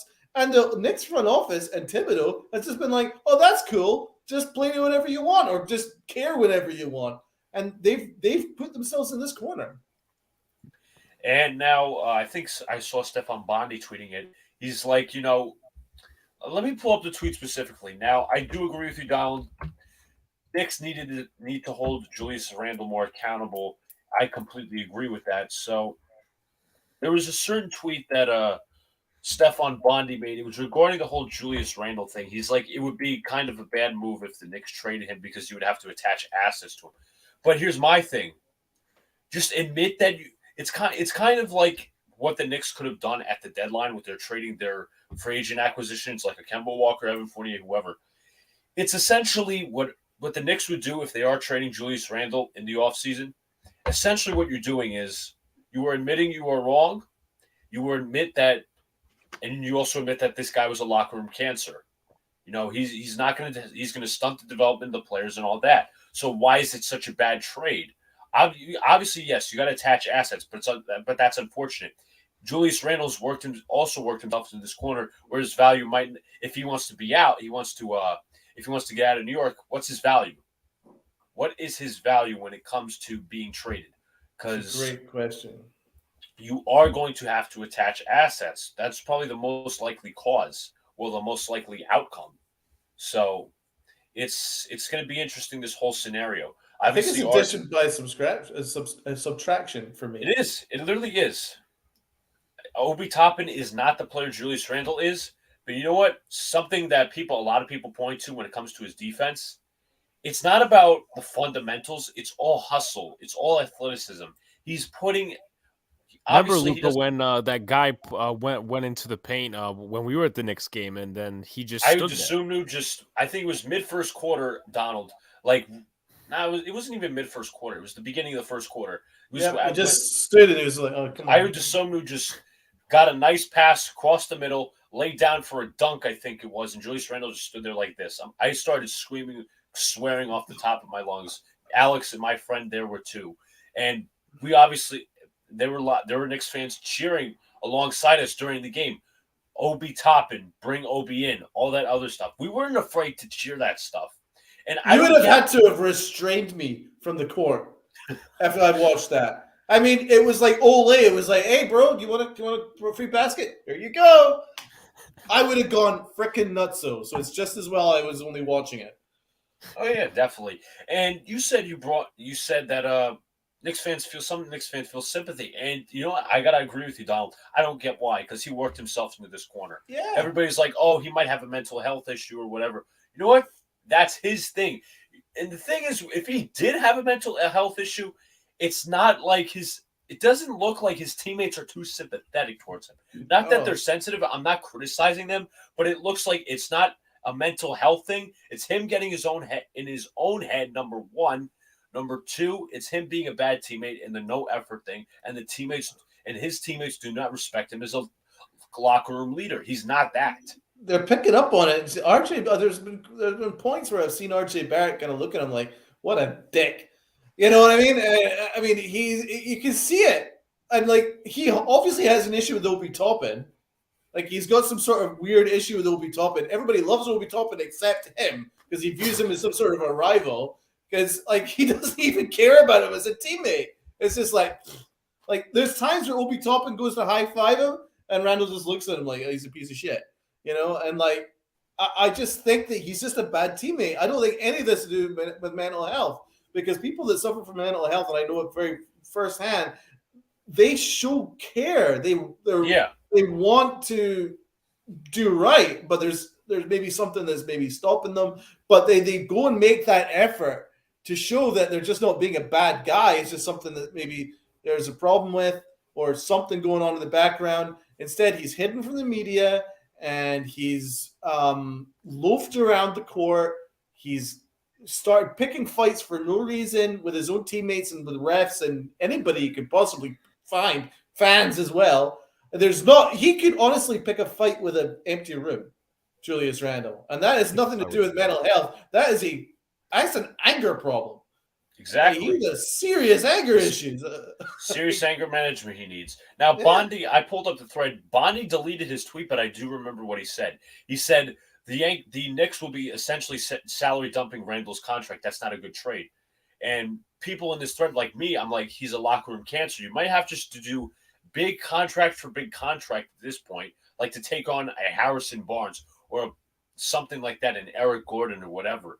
But it's again, as you said, it's addition by subtraction, but it's kind of what you have Barnes over Randle. It's kind of what you have to do at this point. You have locked yourself in a hole. Both sides are at fault when it comes to the organization and Randle himself. What kind of trades could we get for Randle? Sorry to interrupt. What kind of trades could we get for Randle? Maybe a pick back and like a salary dump. That's what I'm again, as I said, Harrison Barnes, Eric Gordon, whoever. But it's kind of what you have to do at this point. The front office locked themselves in this hole. I mean, at the time, I thought the extension was a good idea. I'm not going to lie to you. But they ultimately put themselves in this hole because they did not hold him accountable. The coaching staff did not hold him accountable. And Tibbs, and it still continues today, even because Randle could go playing the first quarter. If he plays like shit, he'll still play the entire first quarter. It's the definition of template coaching at its finest. Mm-hmm. And we're still seeing it to this day. Obi Toppin could put up however many points, but it's just nonsense, man. It's unneeded. I'm looking at it as well. First of all, the first option is we need to see what the Donovan Mitchell situation is, because each week that passes, the more confident that I am that he actually wants to be in New York. He seems to be unhappy in Utah. He always gives that indication. Like, he doesn't like Gobert. He was trying to get. He didn't like being with Gobert after Gobert basically gave everybody COVID. And he was pissed off at him for that, and rightfully so. And then this year, there's been little comments where he's sort of like he's not been overly happy with the way Utah played this year. And it kind of makes me, and also is always tweeting about New York. So not necessarily the Knicks, but New York in general, whether the Mets or whatever. And I'm thinking, bro, like, I think he wants to be in New York. So the first thing I would do is in the offseason, I would see if you could use that salary of Randle's as a package. It would need to be a huge package, but as a package to go and get Donovan Mitchell. If that is out of the question, then you would move on to the secondary and tertiary options. The one option would be you look at a point guard that, maybe just needs to change the scenery, and then that maybe not have the highest value right now, but, is comparable to what Randle's ability is. I think you could maybe try that. Another option is Harrison Barnes is actually not a bad shout, man. I know that Thibodeau likes Harrison Barnes a lot because he plays defense and he's a guy that can shoot threes. And he can create off the dribble. He can create off the dribble, and he's not selfish. He's a good teammate. I think he would benefit from getting out of the Kings. So that would be something I would investigate. I'm not saying he's obviously a huge answer, but the games that I've watched of the Kings, I think Barnes can play. I just think he needs to be in a better situation. So that certainly a situation where defense is prioritized. So I think Thibodeau would get the best out of him. So I wouldn't dismiss that. Yeah, Barnes actually this year, he's averaging 16 points per game, 16.8 points per game, shooting 46% from the field, 40% from downtown.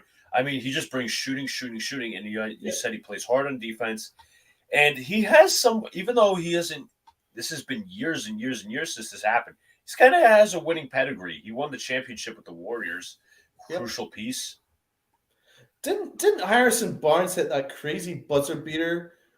Did you watch the game last year? I stayed up till crazy hours watching it because it was West Coast hours, and he hit this crazy buzzer beater when he was like they threw from one end of the court to the other with like I remember seeing that on highlights. Second left, and Barnes somehow caught it and heaved it from 3-point range in and nailed it and scored. Because my buddy's a Kings fan, so he was going nuts. I was like, "What just happened?" He's like, "What just happened?" I was like, "I don't know. I'm watching this and I'm not believing this." So like, he does have that winning pedigree. He's got this clutch factor about him. So yeah, he's definitely got somewhat of a clutch gene. Dating is, I mean, I've seen highlights of hitting several game winners, not just one. Yeah, but he would be an interesting find. I know he's a good player. He's just not on a very good contract. But I don't know what other. I mean, New Orleans maybe is an option to trade. What's his name back to Julius Randle. You could look at other destinations. Maybe I guess as we all said, Sacramento. Could we get Brandon Ingram for Randle? I don't think so. I really don't think so. I mean, I would love Brandon Ingram. I think he's a really treasured player. Really good player, in my opinion. I mean, he was a one-time All-Star back in 2020. 2020. But overall, it's going to be a tough situation for and what will be the aftermath? Will Julius Randle go on, or will he make drama when he's on his new team? I hope not. I don't think so. I think the drama is a lot to do in New York, and he can't take the pressure cooker. I just think that he will revert back to, well, he already has. This is his mean, man. Like, he's playing the same way this year as he kind of did his first year in New York without the meltdowns. Obviously, he's got the meltdowns this year. In his first year, he didn't have any meltdowns. He just kind of played exactly the same. He gave you what you're looking at, which was something which was really disappointing. Even though the numbers aren't bad, the performances, when you look at it, just aren't very good. So I think that he's someone that would benefit from being in a West Coast team, and also kind of a less of a pressurized situation. I think he would benefit from being in a New Orleans or Utah, or a situation where you're not going to have media on his back all the time. Yeah, I just watched Emmanuel Quickly. Now the Knicks are within the 3 because Quickly put up drew a foul, and then it was a the goaltend. I meant. What do you think of him? I know you were down on Emmanuel Quickly at the beginning of the year. What do you think of him now? Do you think he's made growth that he should stay on the team? He's definitely made growth. I'm so frustrated with the way the Knicks are playing. They're playing really well. Why didn't they play like this at the start of the year when it actually mattered? That is exactly what I've been saying for the longest. We are beating the Bulls. We are beating, I don't know, we beat the Hornets a couple days ago with the young talent. Yep. In Clutch, B-Ball TV, who we did the Miami Heat games with all of us, he's like, you know what? I think it was Tibbs' stubborn ass that prevented us from doing this. But I think it's a collection of a lot of things. We can discuss this now. What is your sole – no, I already know your sole reason. What are some other reasons you think this season has not gone the way it should have? I'm not saying, again, this is not a talentless team. This team has talent. Yep. But they should be at least a playing team. They should have been at least a playing team. Now the chances are really slim. But anyway, what are some other reasons you think this team is not where it should be? Point guard. They didn't address point guard. You brought in a point guard in the offseason, one that wasn't broken down and one that Thibodeau would actually be able to make use of. Then this would be a much different scenario. So yeah, I think a lot of it is down to that, and also the trade deadline. I was so upset by the trade deadline because the Knicks still had a very realistic chance of getting the 10th seed at the trade deadline. They needed to do something. They needed to pick a direction. They refused to pick a direction, and now the Knicks are in this awful scenario where they're pretty good but not good enough, and so that means that you're not going to get like a top 5 pick in the draft. And yet you're not good enough to make the playoffs. So it's kind of like the way I describe it is quarterback hell. You're not bad enough to like get an awesome player at the top of the draft. But again, you're not good enough to be a solid playoff team. And that was on the front office because you had every opportunity to go and do it. What you're asking for a front office is for a front office to fairly evaluate their squad. And I don't think they did. A lot of analysts and a lot of Knicks fans were really happy with this with last year, unbelievably excited. But a lot of them, if you asked them to put a gun to their head, they'd be slightly in disbelief because the roster was not good enough to get a fourth seed. It really wasn't, right? I mean, I was watching a lot of the games going, we have no business winning this game, but we're going to win this game. And a lot of it was to do with heart, and it just all came together. If you think about it, Donald, what was the common trend among the vets? Well, they were all playing for something. They're all playing for a contract. 1-year contracts. Yeah, right? And now usually that doesn't work, but on this occasion it worked. And it all came together. And I'll have to give Thibodeau a lot of praise for that because they all just bought in. But what I'm saying is the front office didn't fairly evaluate their roster. They overrated their roster. And instead of going, right, well, we got away with something here. They somehow gave us a fourth seed. We now need to build on it. We need to make difficult decisions. They didn't make any difficult decisions. They basically chose to tread water and overrate their own squad. And it kicked their asses for the first half of the year. I mean, could you imagine what they could have done with the money that they gave to Noel and the money they gave to Kemba Walker? And I like Kemba Walker. It's just it wasn't the right fit. That's what, $18, $19 million? You could have gone something decent for that, man. They just didn't choose the wise choice. They didn't wise option. So this is all in the front office. Number one front office, 2 Julius Randle having meltdowns every other day, and 3 Thibodeau for being stubborn. I mean, it's just the way the young guys are playing now. They're all in rhythm. They're playing with a good chemistry. Yeah. But I just don't understand when things went down towards March and February. Like, why didn't he give these young guys a chance? Yes, Quentin Grimes was in the rotation, but Deuce McBride was constant. I know the G League might not mean anything to some, but you know what? He was just coming out. Even Tibbs in the draft liked Deuce McBride specifically. Yeah. You couldn't stop with those reports of how he liked, Deuce McBride and whatnot. But the reason for the uptick is RJ Barrett. He's just gone off. He's got confidence and he's playing phenomenal stuff, right? And also partly is you can kind of tell that Thibodeau now realizes that Randle is an issue and he doesn't give him the ball as much as he's had before. And Randle can't handle it, and that's why he's partly freaking out. But exactly. He's given the ball more to RJ Barrett. And guess what? We're winning games. Oh, exactly. Shock, horror. Can you imagine? So if he did it earlier, if he actually moved off Julius Randle while he was deliberately tanking games, then we would have been a 10th seed right now. Yeah, it's a lost season, as I call it, because there's so many reasons for the downfall. Coach as well, template coaching, the stubbornness. So one thing I just hope for, like if Randle is traded next year, I just hope Tibbs, makes some sort of adjustments with the offense, whatever. And maybe the front office corrects their woes. That's all I'm hoping for next season. It doesn't have to be anything special like, oh my God, this team has to be a 4th seed again. But you know what? This team must correct their woes from this previous offseason. They must ship them off, or at least try to. And Thibodeau's got to be, he's got to make these adjustments. He's got to be a better coach. Mitch Robinson, do we re-sign? I've came to the decision that I would re-sign him. I mean, there's not much on the market. You would be only paying him like 11, 12, maybe $13 million a year. Yeah. I mean, there are a good amount of teams that would be scared to go in the paint before being blocked by Mitchell Robinson, that they just don't want to answer. He has his fair share of bad performances, like against Vucevic earlier in the year, Nikola Jokic, Karl-Anthony Towns, whoever. But Tuesday night, I thought he really played well against Nikola Vucevic. Not Tuesday night, Monday night. And Alex has something to add. But he locked down DeAndre Ayton. He locked down DeAndre. He even though absolutely he lost the outperformed game. him like hell. He locked him down.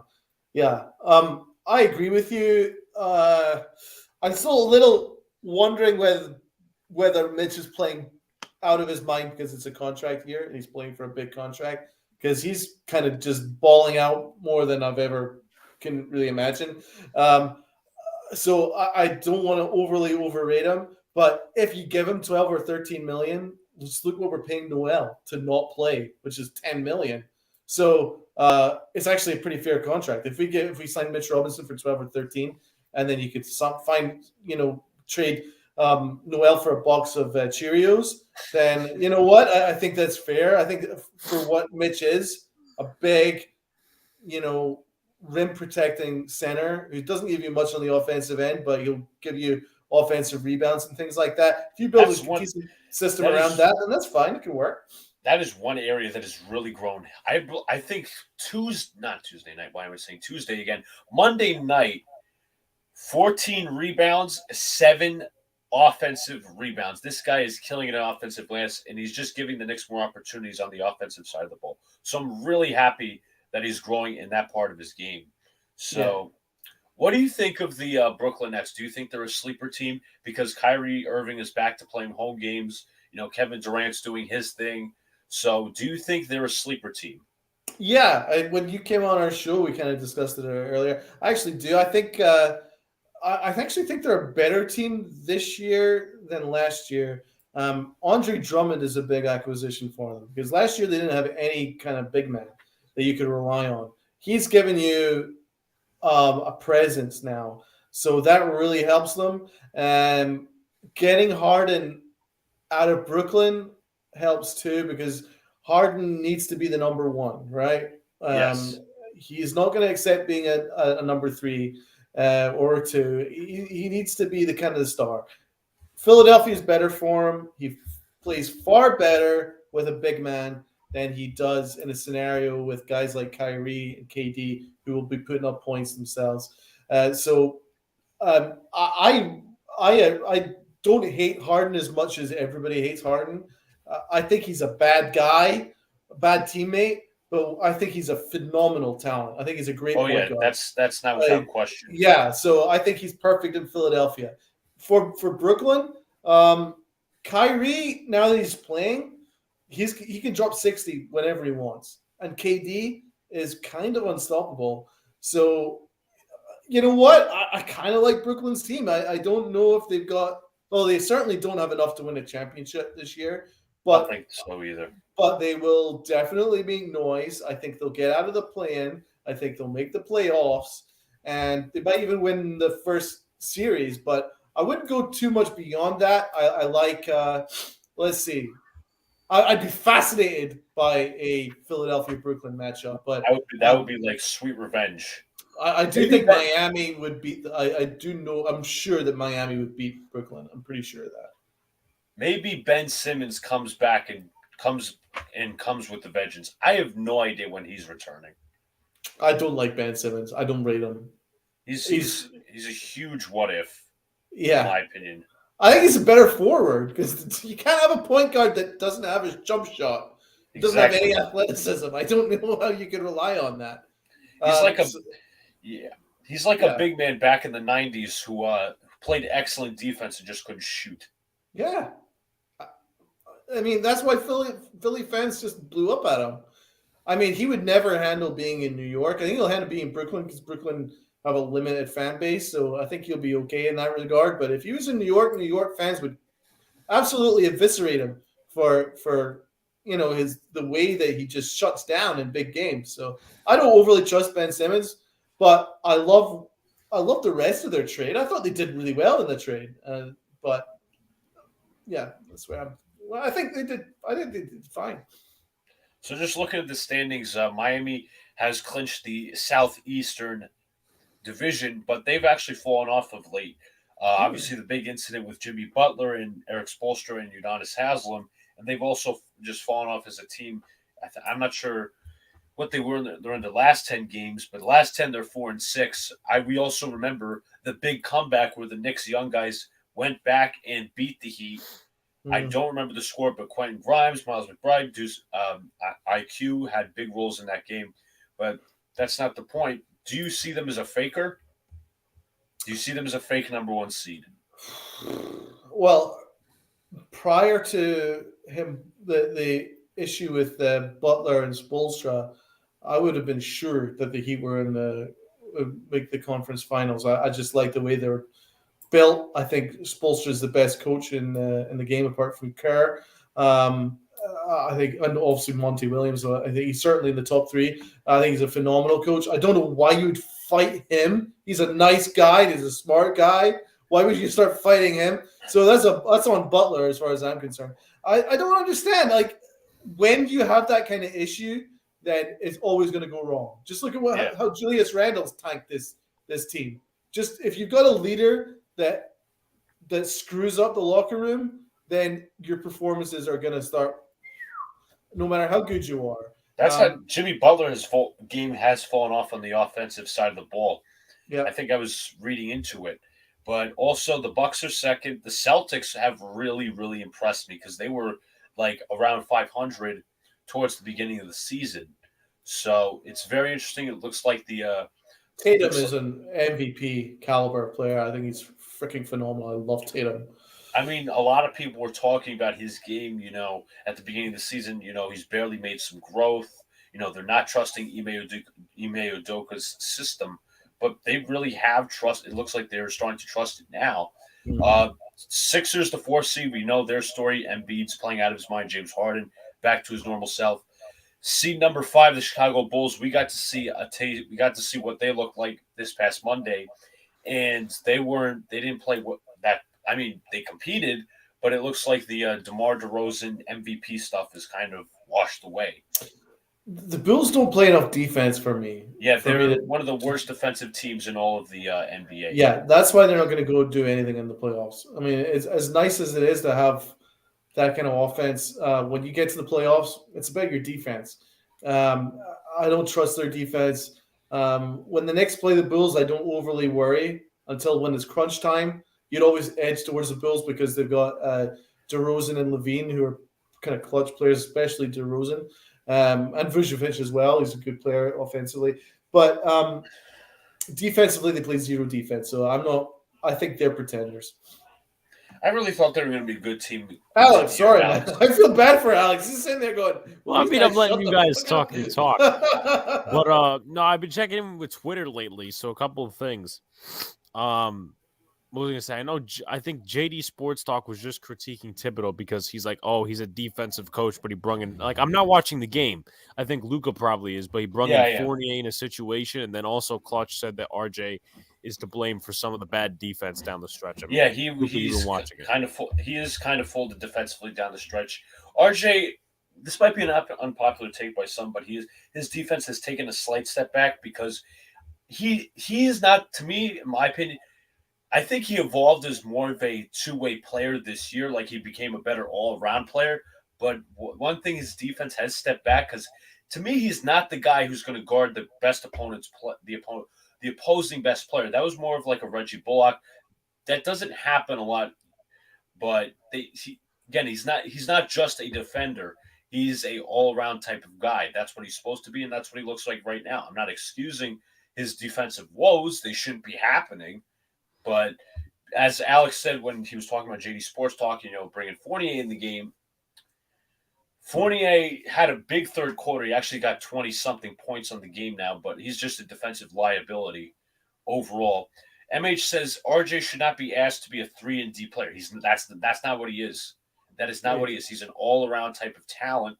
And MH also says Randle should have stayed on the bench. Yeah, he's kind of folded down the stretch as well. I mean, who is surprised about him folding down the stretch, honestly? But Thibodeau keeps bringing him in late game situations. But there's nothing I can. Julius should not be on the court in this game, especially with these rumors. He should not be on the court. Alex, what are you gonna say, bro? Let me say just a few things real quickly before we all go back to your basketball talk. Shout outs to our guy. I mean, more like Luca's guys, because obviously you're Jet fans and stuff like that. They have a beat reporter inside their lounge right now, DJ Bien Ame or something like that. Yeah. they have him in the lounge right now, so they got a lot of popular guys. Make sure you check him out after this is done. Also, just this is Colin Cowherd being a jack off. Here's the rank. Shocked. Yeah, shocked.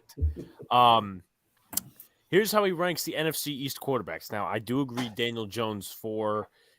Then also, again, you could debate with Jalen Hurts, who was 3. But he lists Carson Wentz as the best quarterback in the division. Over Dak? Go through the whole listing. So Dak it's too? Wentz, Dak, Hurts, Jones. No. Why is Dak second? Yeah, that's crazy. That's absolutely insane. Like, what? This is why nobody watches Colin Cowherd. And also, I want to point out a funny thing and also get to MH's thing. So one of our guys from NYY News TV was looking to go to Disney World and says, you guys got any connections or anything? And then Gary Sheffield Jr., who, by the way, will be our guest next Monday, as this podcast will return back to Mondays next week, so we could do some live shows on Twin Bill or on this. Here. Oh, that's gonna be fire. So Donald, if you want, you could join us again. What was I going to say? Yeah, hell yeah. Well, in terms of Gary Sheffield Jr., he said, you could probably ask the Yankees because they're a Mickey Mouse organization themselves. I think me and Gary get on very, very well. Why do you Lakers sign 100 defensive-minded players to hide LeBron not playing defense? That's a good point. There's defensive role players for a reason. As why people, thought of the idea of bringing back Reggie Bullock. But anyway, he also says, is Luka Doncic playing defense? Is Trae Young playing defense? Well, they don't. They're not very good defenders, but there are good two-way players that are not usually tasked with the opponent's best player. Paul George, I think, is a prime example. I think Kawhi Leonard is that guy to take on the opponent's best player. But RJ is more of the all-around player. That's what I've said for the longest, and he's not just a role player. That's what you don't want. So to continue with the standings, the Toronto Raptors are 6th. The Knicks will face the Raptors for their final game. The Cavaliers are 7th.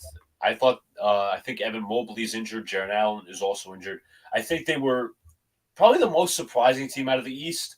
Had a lot of young talent. Darius Garland, Evan Mobley, Jarrett Allen had a big year. I think he was an all-star. But to continue, Hornets are 9th. The Hawks are 10th. They fell off at the start of the year, and then they came back, so they're now the 10th seed. The Knicks are 11th. We obviously know. The Wizards are 12th. The Pacers, Pistons, and Magic are all eliminated from playoff contention. Then we head to the Western Conference. The Phoenix Suns are the ultimate 1 seed. They've officially clinched the Western Conference. They are 61-14. So MH says, we're really trying to build RJ as Kawhi. It's tough being a 3-and-D player in the modern NBA. Guys get hurt playing elite-level defense. I mean, Kawhi Leonard, Paul George. I'm not saying that RJ should be playing elite-level defense. I mean, I'm kind of sticking with what MH is saying. But, again, he playing good defense, yes, I expect that out of him. But there's no way he should be tasked with the – How would you project RJ Barrett? Like the ideal comparison to say – so name a star currently in the NBA right now. Where would RJ Barrett – what's his ceiling and what's his floor? Ideally, maybe he's like a Paul George. Maybe I see him as something like that. Maybe floor as Jimmy Butler, maybe. I don't know. Maybe you could differentiate between the two. Obviously, Paul George is better offensively, but Jimmy Butler's more known as a defensive stalwart. So I actually think his ceiling is Jimmy Butler, but that's not actually disrespect because prior to this year, Jimmy Butler was a phenomenal player. I think he is kind of a Jimmy Butler in terms of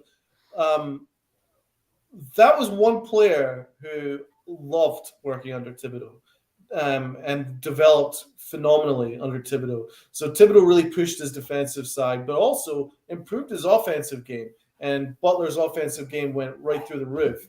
And it's kind of if you look at RJ Barrett, it's very similar. RJ Barrett had very similar issues with his shooting stroke and his all-around game, and it's improved exponentially in the space of a year. So I think he's turning into a Jimmy Butler, and that is not a disrespect to him. I like Jimmy Butler. I think he's an awesome player. Yeah, definitely. Pretty much agree with you, said so. Suns are number 1. Number 2, the Memphis Grizzlies. I think they've clinched the playoff spot themselves. Yes, they have. Funny, they got a really good record without Ja Morant, besides him being a really explosive, all-around great talent. So MH says, I love guys like Grimes, Cam, and McBride because they'll do the dirty work. RJ should be running the offense and not sharing it. And MH says, I think he's that good.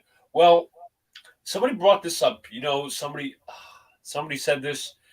I hope Miles McBride turns into the less confrontational, but similar to a Patrick Beverley type of guy. Oh, a really tough good guy. Shout. Really good shout. Yeah. So definitely that is something. With a better offensive game. Again, yeah, definitely. He doesn't have to be a stud, like, oh my God, he's got to be the next Ja Morant or the next Chris Paul. But again, he's just got to be that point guard. Yeah. Just that point guard who can run the offense, who can play good defense. McBride is just a stickler with his on-ball defense. So, well, his on-ball defense. Sorry to interrupt again, but his on-ball defense is elite. And what I don't understand is all the times that he had him in Westchester, or all the times that he was at the end of the bench, just gathering dust. If you put him on the best player in clutch scenarios, I would trust him to make a play.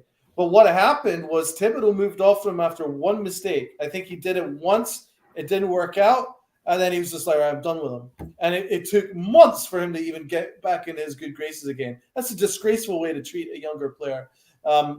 Because you're seeing now when you're giving him opportunities, he's locked down defensively.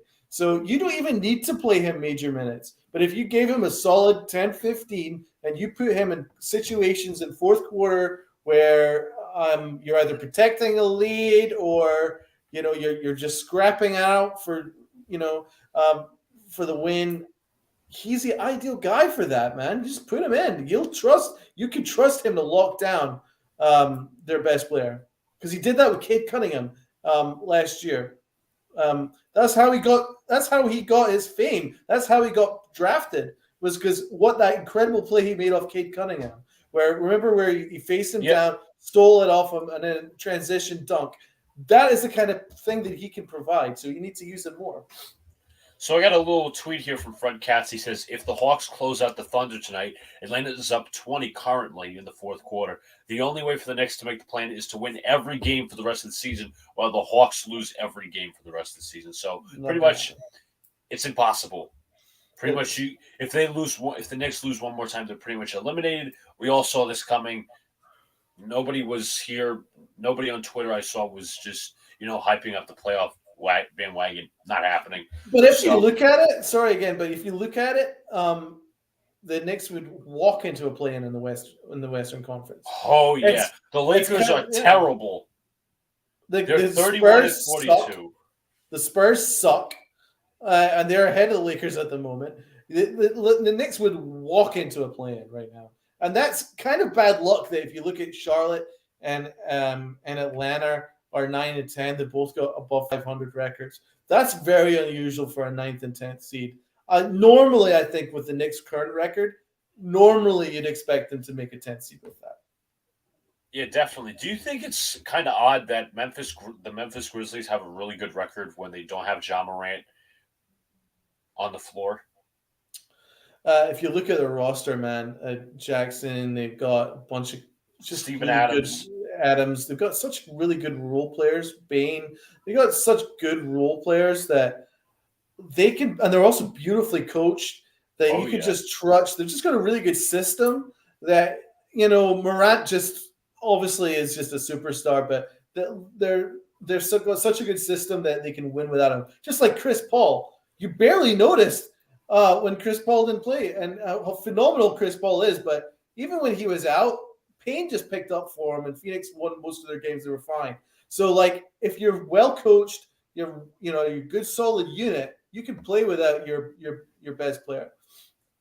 Yeah, definitely. So moving on to the overview of the NBA standings. Warriors are third. They're originally the first seed, but they've fallen off a little bit, so they're the third seed as of right now. Dallas, they're the fourth seed, but I think they're just another team that's going to get eliminated in the first round. Oh yeah, because they don't have a proper superstar outside Luka. They just have Spencer Dinwiddie. They have Davis Bertans. They obviously traded away Porzingis, Maxi Kleber, Dwight Powell. It's just like there's no budding second star to get them past the first round. I'm not really high on the Mavericks. it's not just superstar. They don't have actually a very good player outside of Doncic. It's basically Doncic. I don't like much of their players. I think Dinwiddie's okay. That's about it. I don't look too much into Dallas. I think Doncic is such a phenomenon of a player. But they've built a terrible team around him. They've basically built a Knicks failure team around him. And that's just freaking like ridiculous. So no. Dallas are not on my radar. Golden State are interesting. What are your thoughts on Golden State? I thought I would really like how they're coached. You got Curry, you got Draymond Green. I think he came back. I'm not sure if he did. Curry, Klay Thompson, whoever. I mean, the roster's obviously really good. They got some young talent there. But it's interesting how they fell off, I think, after Draymond got injured because he's like a legitimate glue guy. He's a really good passer. He's also a really good defender, obviously. And that he's like obviously a big glue guy. They lost a little bit. Now they're the third seed. I'm honestly not too worried about them. Do you see them as a championship contender? I did. But it was actually prior to Clay returning. And certainly prior to Draymond getting hurt. I didn't realize how integral Draymond Green is to the Warriors until he got hurt. And I'm like, holy shit, they literally can't play without him. They don't play any defense without him, like zero defense without him. And he's also a phenomenal passer of the ball. And he's so important in terms of the way that they love to, their screens and their quick movement and their passes and all that stuff. He's so integral to that. Him and his chemistry with Curry, they've lost a lot of that. And then another thing is Clay's working himself back from being out for a long time. And he's had some great games and he's had some off games. His defense is not quite as good as it was, obviously, when he was fully healthy.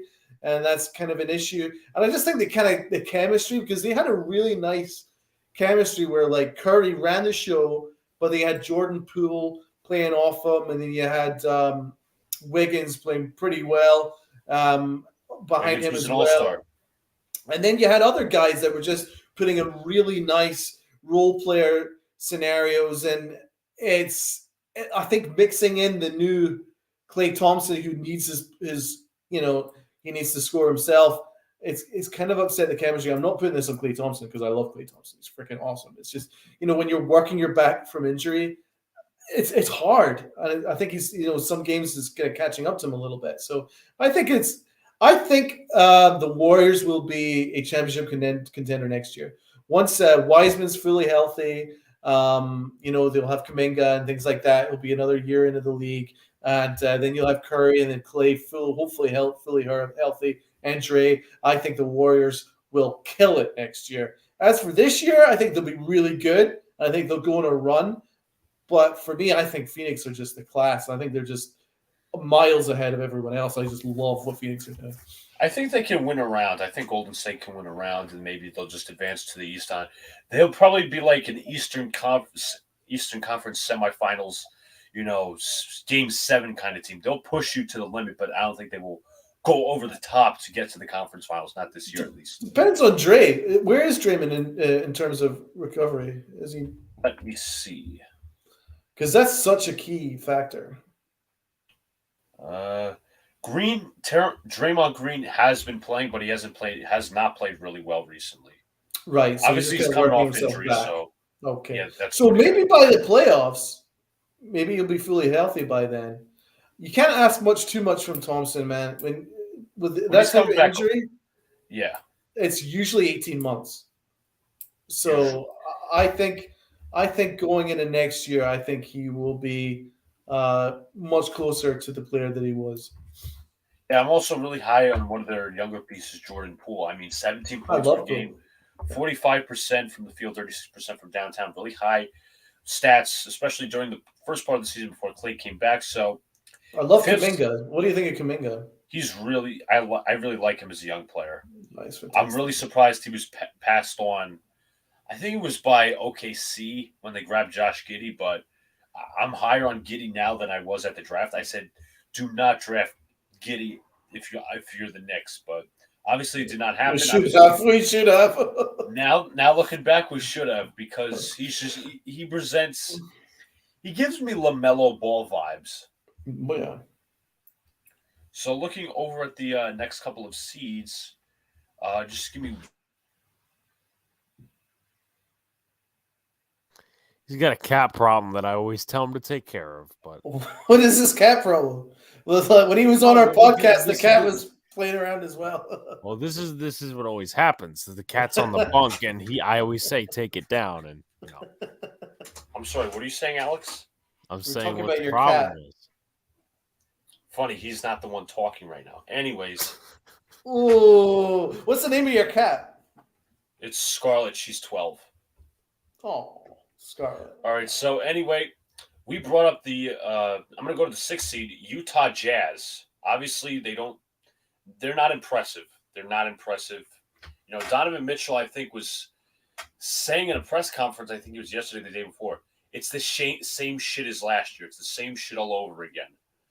You can tell he's getting really frustrated. And apparently that relationship with Rudy Gobert is not so good. But what do the Jazz really do if Donovan Mitchell's gone? Would they just have to scrap and start a rebuild? So here's the thing with Utah. If he didn't have a prior connection with New York, I would tell him, like, dude, like, you're so much better off in Utah. However, Utah are very limited. They've got zero upside in terms of where they are at the moment because they're putting so much money into Gobert. And Gobert is purely an elite defensive player, but he offers nothing else apart from that. Plus, he's obviously got an issue as a teammate, and Mitchell clearly does not like him. And when you did that thing, what he did with COVID, I was disgraceful. I thought, what an asswipe. I would never have him as my teammate. So as awesome as he is on the defensive end, you're actually overpaying him. You're far overpaying him. So you need to get a better player beside Mitchell in order for Utah to take that next step. As good as, as they are, like if they didn't pay Gobert as much as they're paying him and they had enough money to go and, give a secondary scorer beside Mitchell, I think they'd be in a better spot. But I love Jordan Clarkson, but he's kind of getting on a little bit. But yeah, I think there's a very limited range now because of the money that they're invested in both Mitchell and Gobert. So I think Mitchell needs to leave. I really do. I think Mitchell would be better off in another scenario where he'd win a championship elsewhere, in my opinion. Easily. He's so good. Oh my God. He's getting better each year, which is scary. I'd say the most surprising team that I'm going to right now is the Minnesota Timberwolves. Obviously, you got their big three, Cat, D'Angelo Russell, and Anthony Edwards. He's made a big jump. You got some key role players, Jared Vanderbilt, Patrick Beverly, Naz Reid, and other stuff. But I think they're one of the top teams in offense. They're like number 2 or number 1 in offensive rating. They also push with a very high pace. And what's interesting about them, I'm not sure if they're one of the better defensive teams. I would have to look that up. But they play so aggressive defensively. Everybody's moving around. Everybody's switching. It gives me kind of, I'm not going to say last year's Knick vibes because they were a better offensive team, but they just play with heart. And that's what I love what the Minnesota Timberwolves are doing right now. Any thoughts on that? Upward trajectory, man. They've all bought in, and Cat is having his best year in a while. And I like what they're doing. I don't think they're going to make too much noise this year, but they're kind of a similar state as like Memphis before they took this massive jump. Like they seem to be in that where they got a bunch of really nice young players that are all kind of bought in. They've all got upside, and they're all kind of working in an upward trajectory. They don't really have a Jay Morant that's going to push them over the edge, but they're very good. And I think that they're going to be a team that's always going to be like a solid playoff team. I just don't think they're going to take that next step because, well, hell, it's the first Minnesota. Exactly. It's Minnesota. It's their first year that they're actually really good. So they are 6th in offensive rating. They are 2nd in pace. And they are 13th in defensive rating, 13th best defensive team in the league. That is wild. Now, I'm going to skip over the Pelicans because they're not much of anything. Clippers, I think without Paul George, they did a solid. I think Tyronn Lue did a solid job. But let's get to the never-ending drama show called the Los Angeles Lakers. What a downfall for them. It is essentially LeBron carrying the entire team. I said prior to the season, we had Nick Savage on All Things Knicks on Twitter. We were comparing the Brooklyn Nets Big Three and the Lakers Big Three. I said that the Nets Big Three was better, but the Lakers have a better roster. Dwight Howard, Russell Westbrook, Anthony Davis, LeBron James, obviously, and Carmelo Anthony as a potential 6-man option. Malik Monk, Taylor Horn Tucker's a defensive stud. But they just have completely just fallen off the cliff, and they're out of the playoffs right now. They are currently, from what I'm reading, they're tied with the Spurs, but I think they have a lesser conference record, so that's what keeps them out. Yeah. It's absolutely disgraceful. One word for it, chemistry. It's all about chemistry. It was never about team fit.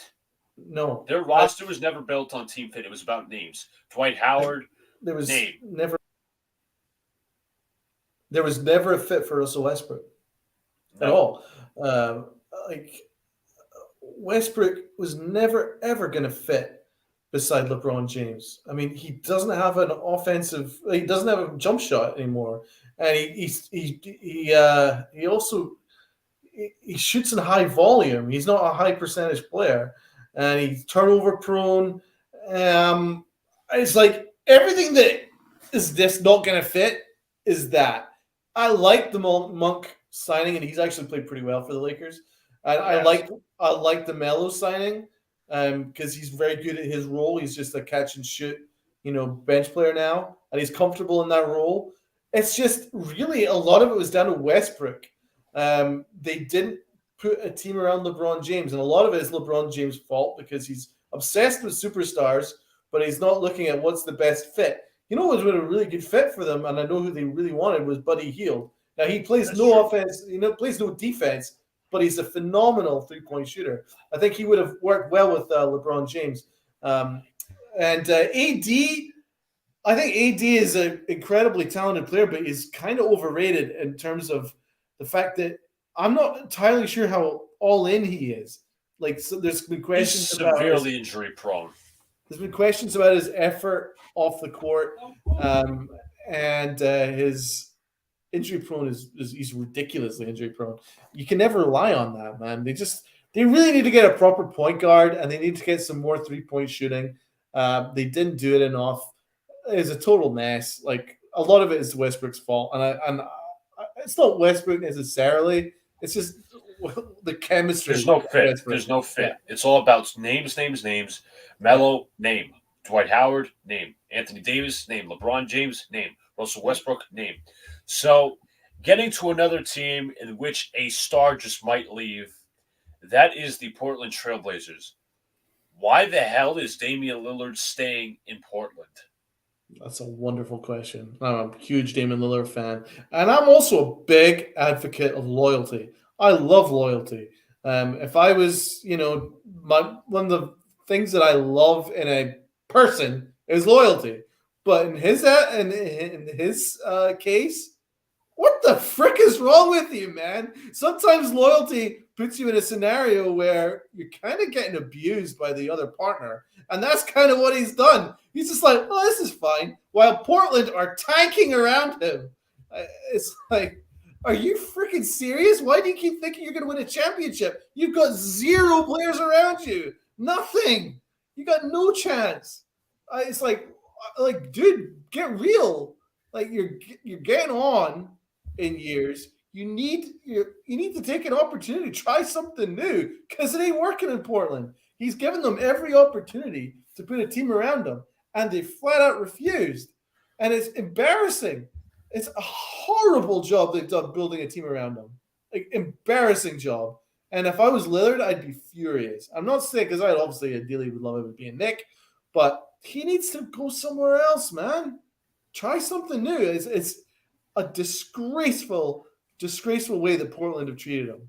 They've abused him, man. They've abused his loyalty to their franchise. They've been like, oh, well, we got Lillard. That's great. But we're not going to make any other effort to really build the team around him. And that's just look at the offseason and the deadline. Yes, they traded away Robert Covington. They traded away Norman Powell. They also traded his buddy, C.J. McCollum, away. The tide is clearly turning towards a rebuild, and I'm not sure why he hasn't asked out yet. I like C.J. McCollum, but he was the perfect candidate to have been traded like a year, 2 years ago, when his value and upside was a lot higher. That was an opportunity because his money was a little bit too high. You could have traded that money off and gotten better value in return and put something proper beside Lillard, but they refused to do it. It was quite clear what their issues were. They had kind of an issue at power forward. Covington isn't really an answer. He's just a very solid role player, but like they needed a little bit of help there. They needed help in defense. They didn't really address it. Then they traded away Powell and things like that. And it's just like, what the hell are they doing? Like, they're not trying to win for Lillard. I mean, they also they signed they signed Cody Zeller in the offseason. They only signed Tony Snell as well. It's just they've done a poor job. So I'm gonna look at the NBA scores around the league from tonight. The Dallas Mavericks beat the Cleveland Cavaliers 120-112. The Denver Nuggets beat the Indiana Pacers 125-118. The Washington Wizards beat the Orlando Magic 127-110. The Miami Heat beat the Boston Celtics on primetime 106-98. The Charlotte Hornets went on to beat the Knicks 125-114. Toronto Raptors beat the Minnesota Timberwolves 125-102. The Sacramento Kings and the Houston Rockets are still playing. Kings are up 112-108 with about 3:25 to go. The Atlanta Hawks beat the Oklahoma City Thunder 136-118, which means now that the Knicks will have to lose. Well, the Knicks will have to win every game. Hawks will have to lose every game for the Knicks to get into the play-in. Obviously, it seems impossible because there's no way the Knicks are beating the Nets during this stretch, and I don't think they're even beating the Raptors either. So that's pretty much that. To go back to your point about Lillard, this reminds me of the way that Phil Jackson treated Carmelo Anthony. Remember Carmelo Anthony re-signed and showed his loyalty to the Knicks, and the Knicks put Lou Amundsen around him and some scrubs around him, and then Rich Alexei Shved. Alexei Shved.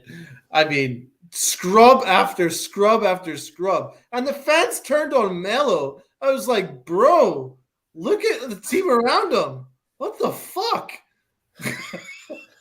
I mean, I remember the one time, like, we were doing our Miami Heat live stream, and I think Buzzer Beater was going on with his anti-Melo stuff.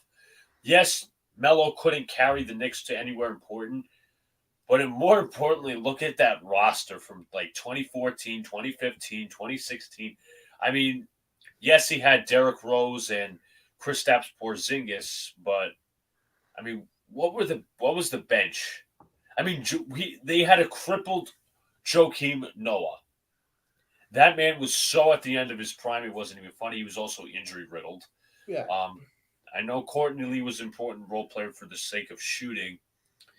I think they had Aaron. It was either Aaron or Justin Holiday. I think it was Justin Holiday that the Knicks had. But just the poor addition of role players around Melo that prevented the Knicks' success. Look how good Melo was when they was really good veterans that could take the pressure off and do their job and allow Melo to go and score. And that was the year where we almost made the conference finals. Obviously, we were really unfortunate against the Pacers, but we were awesome. We won 54 games that year.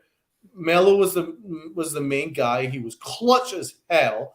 But you also had really good role players. You had J.R. Smith balling out. You had Jason Kidd. You had Chauncey Billups. You had just good, solid role players. And Billups, I don't think, was in that. That's right. You're right. Raymond Felton. There's Raymond. I hate Feldman, but we had Tyson Chandler, and he was fantastic. You just had really good role players that did their job, and Melo just played out of his mind. He was perfect in that scenario. He just needed, really solid, smart, high IQ basketball players to do their thing, and Melo would ball out.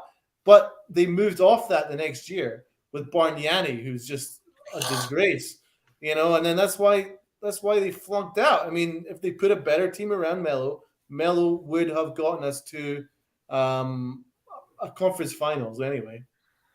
Yeah, I think we still would have. Because he was doing it with Denver. He was doing it with Denver before. Don't forget that. Denver against the Lakers. I think we still would have lost to the Heat, but that would have been nice to see in the Eastern Conference Finals. We have not been to an Eastern Conference Finals since the year 2000. Nope. And yeah, that's pretty much that. So now I'm going to look at Tankathon, the draft lottery simulator. Oh, so God. Orlando is first. Detroit is second. Let me see what this lock means. The pick is currently not traded because it is protected 1-16. Houston seems to be the third team.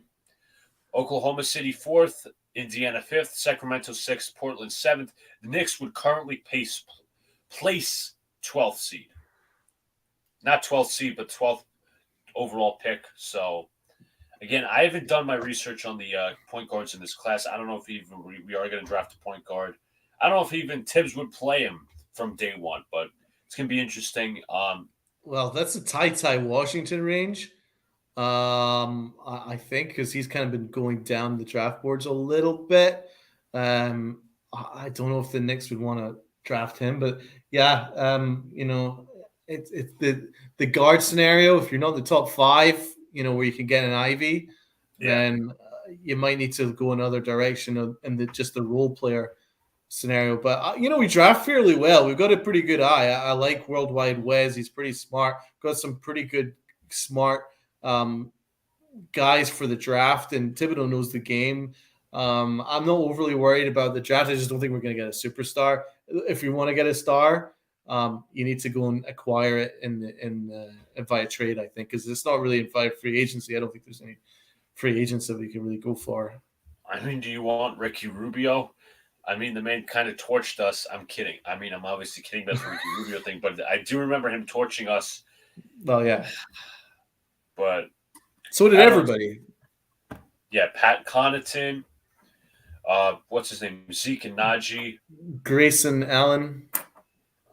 Just interesting stuff. Miles Turner. Yeah. Alex, do you have anything to add? Do we have anything NFL to talk about? Well, I mean, we got – well, also with this retiring of Bruce Arians, he's moving to the front office, and Todd Bowles has a 5-year contract. So, wow, 5 years. Yeah. I think from what I read, Brady was informed a day or two after he came back to football that Bruce Arians, so there's conflict there. That's not surprising at all. He will take a front office role.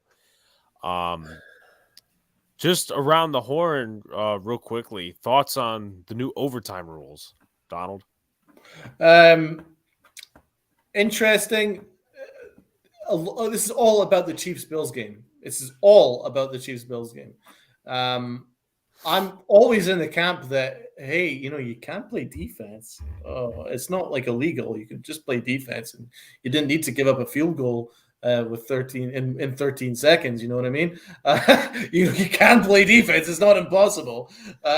So obviously the Bengals were a pretty good example of that. They played defense in the second half of their Chiefs game and won the game. Surprise, surprise.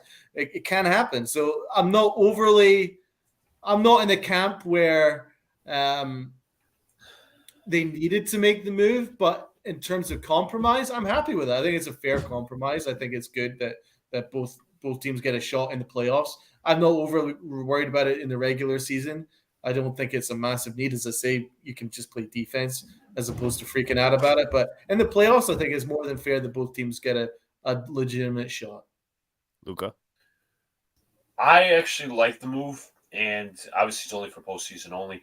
But Tana put up a pretty good analogy for why this move was good. It's kind of like extra inning baseball. put aside the stupid ass ghost runner rule. That's not the point.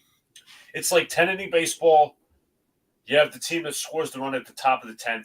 The game doesn't end there. You go to the bottom of the 10th. They have a chance to rebut and score to end the game or tie the game, whatever, to move the game on. But I really like the analogy. I like the rule. But it's kind of like MLB and NFL are going in opposite directions in terms of their overtimes and extra innings. I like it too, to the extent that I think that if you looked at the numbers, it's absolutely crazy that if you win the toss, you've just basically won. Like it's basically it's like 99% or some crazy shit. It's like, wasn't it 7 out of 9? It's no question that if you win the toss, you pretty much won. So they obviously needed to do something. I'm just saying that you can just play defense as opposed to freaking out about it. But I do agree that a compromise needed to be made.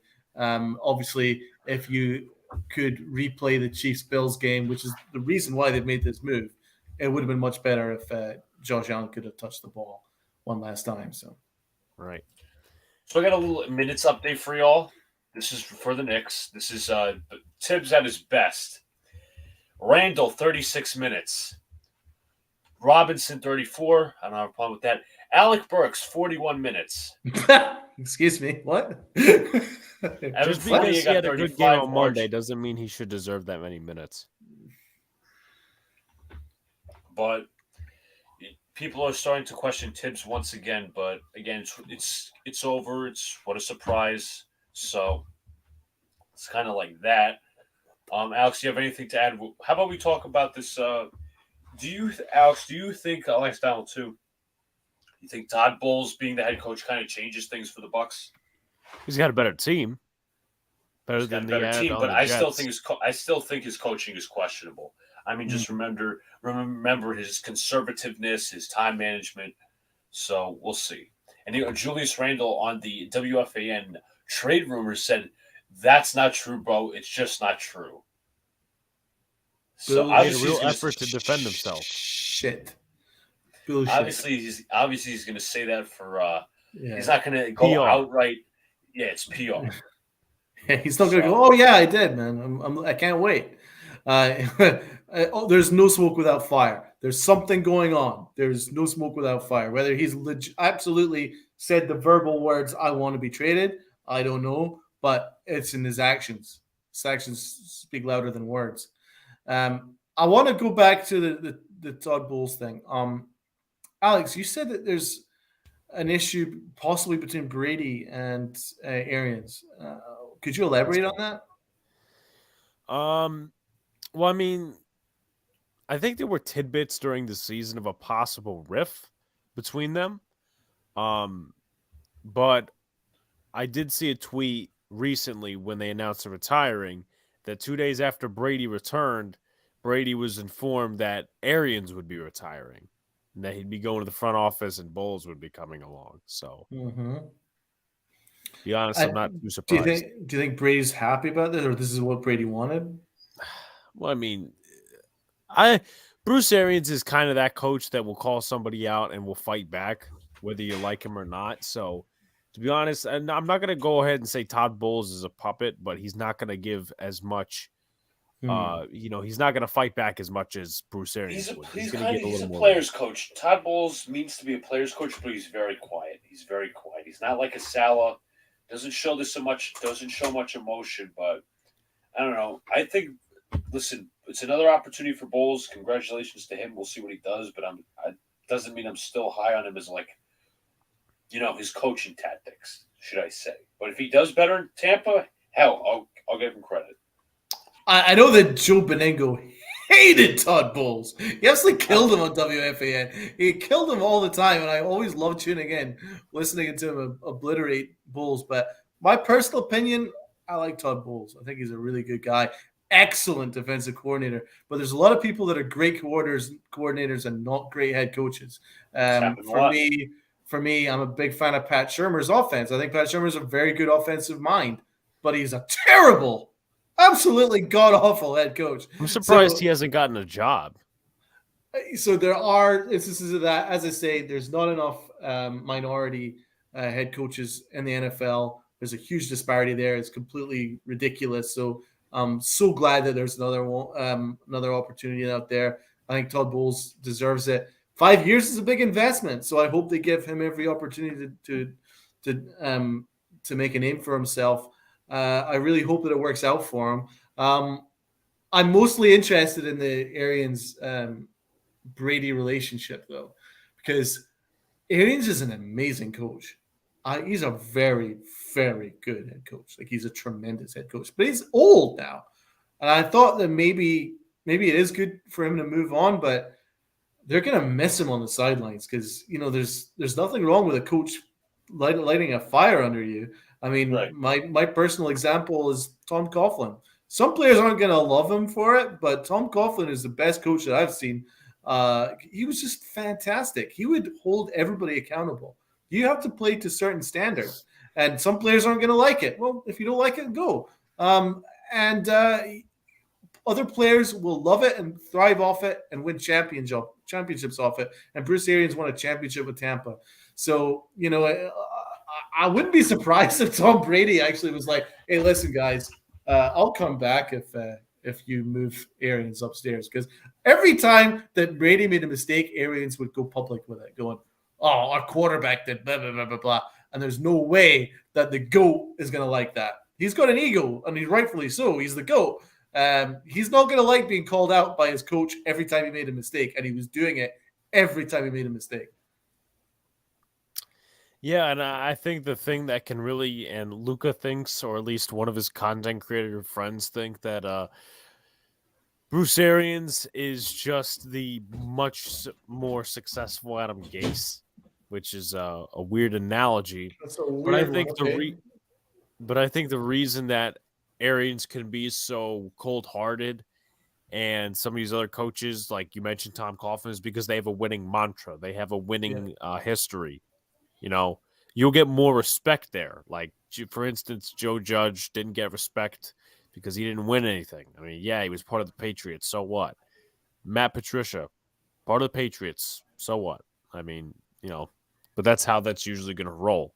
Yeah. And I don't see a problem with it. But I mean, Joe Judge tried to be the guy who, I don't know if you call that his players, but tried to be the trying to hold people accountable. Obviously, well, didn't I just call him out? Here's the thing: you actually have to have a resume in order to back that up, though. If you're just a guy with no resume, if you're just a special teams coach, and you're screaming and shouting at people, then you're just gonna look at them going, "Who the fuck are you?" You know what I mean? But if you're Bruce Arians or you're Tom Coughlin, you've got a legit resume, then a lot of them are gonna respect you. But Bill Belichick's the best example of that. I mean, my God, he holds people to ridiculous standards, but you're also like the GOAT of head coaches. You're going to listen to him, and you're going to play for him. So you need to have a resume. So you can't be just Joe Judge, just screaming at people with no resume. That was Joe Judge's downfall. Right. I definitely agree. So to close out the show, we'll go Donald, Luca, and myself to wrap it up. Well, I love being on with you guys as always. Pretty much now a co-host at this stage now. And no, excited for the NBA playoffs. I can't wait for the NFL draft. We didn't touch the NFL draft. We'll have to do that in another podcast. That's what I'm excited about. I'm not excited about the Yankee season. I'm sorry. But we'll see. We'll see. It's going to be fascinating. That is one for 100.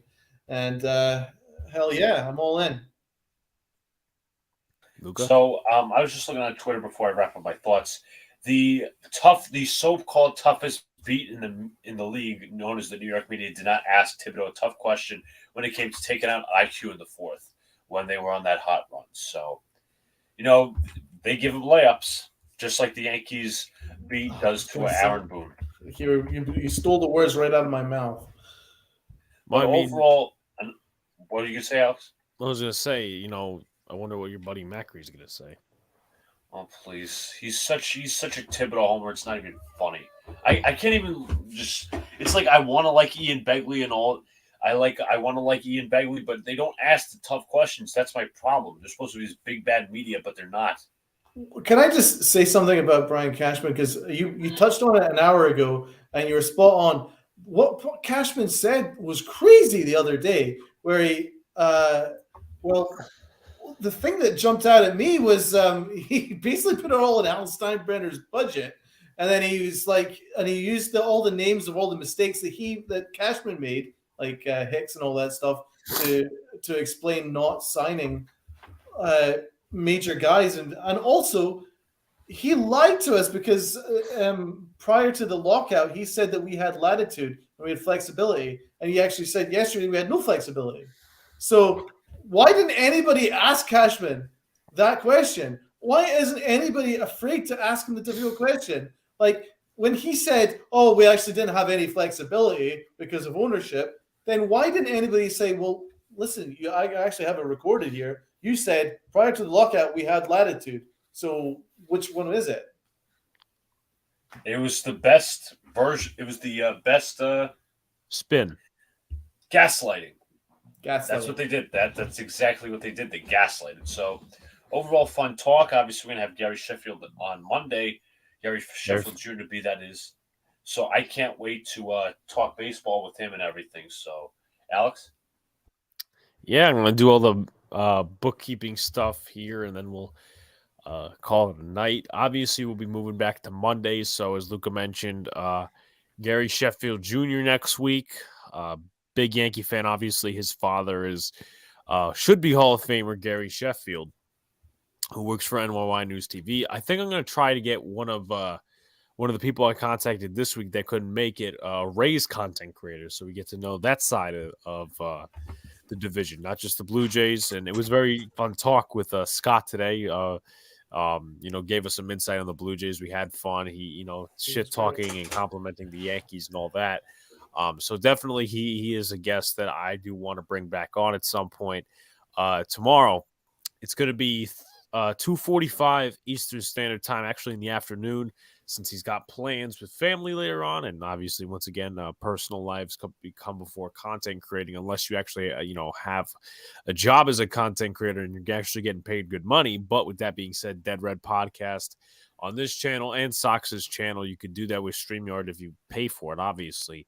2:45 p.m. Eastern Standard Time, predictions, spring training recap, revitalizing our predictions across the MLB. It's going to be a really fun show. We'll see if we can get one more Knicks game, one more Knicks stream before the end of the season, even though I told Alex this will probably end up streaming the Nets playing game, maybe some of their playoff games too. Yeah. So we'll definitely try to have some guests on for that. We should get Rob on from the Pinstripe Chronicles, my buddy in Nerding Out Sports. I wouldn't mind that. I would definitely welcome him on. Fan. Yep. What was I going to say? So next Wednesday, there's no Twin Bill, but check out the most recent Twin Bill that premiered tonight. Next week is the big live show where we're going to have all the NYY News TV guys, talking about predictions, stuff like that. Then Thursday is going to be opening day, where I'll be at. So Sox will be streaming the game. Also, I know Donald's streaming the game with his buddies at Pinstripe Chronicles. And then at nighttime, probably 9:30 or 8:30, we'll be covering it on Dead Red and talking about the game and stuff like that. Maybe overreacting in certain ways. Also, just one more thing to throw out there, NYY News TV Day. I've gotten a ton of people to get their tickets. So hopefully if you guys are rewatching this or whatever the case may be, purchase those tickets. If you need a link, please contact me on Twitter. It's going to be a fun day. And even after that, we're probably going to go out somewhere to eat or whatever. So it's going to be a fun time. I'm booking my ticket for that. That's for sure. That's going to be awesome. Yep. As usual, until Sean comes back from he's got a busy work schedule and I don't need to overstate anything. But we love having Donald on. And even though there's two different people, Donald brings his own insight. He brings all three major sports to the table, which we love. Donald, once again, appreciate you having you on as usual. Always.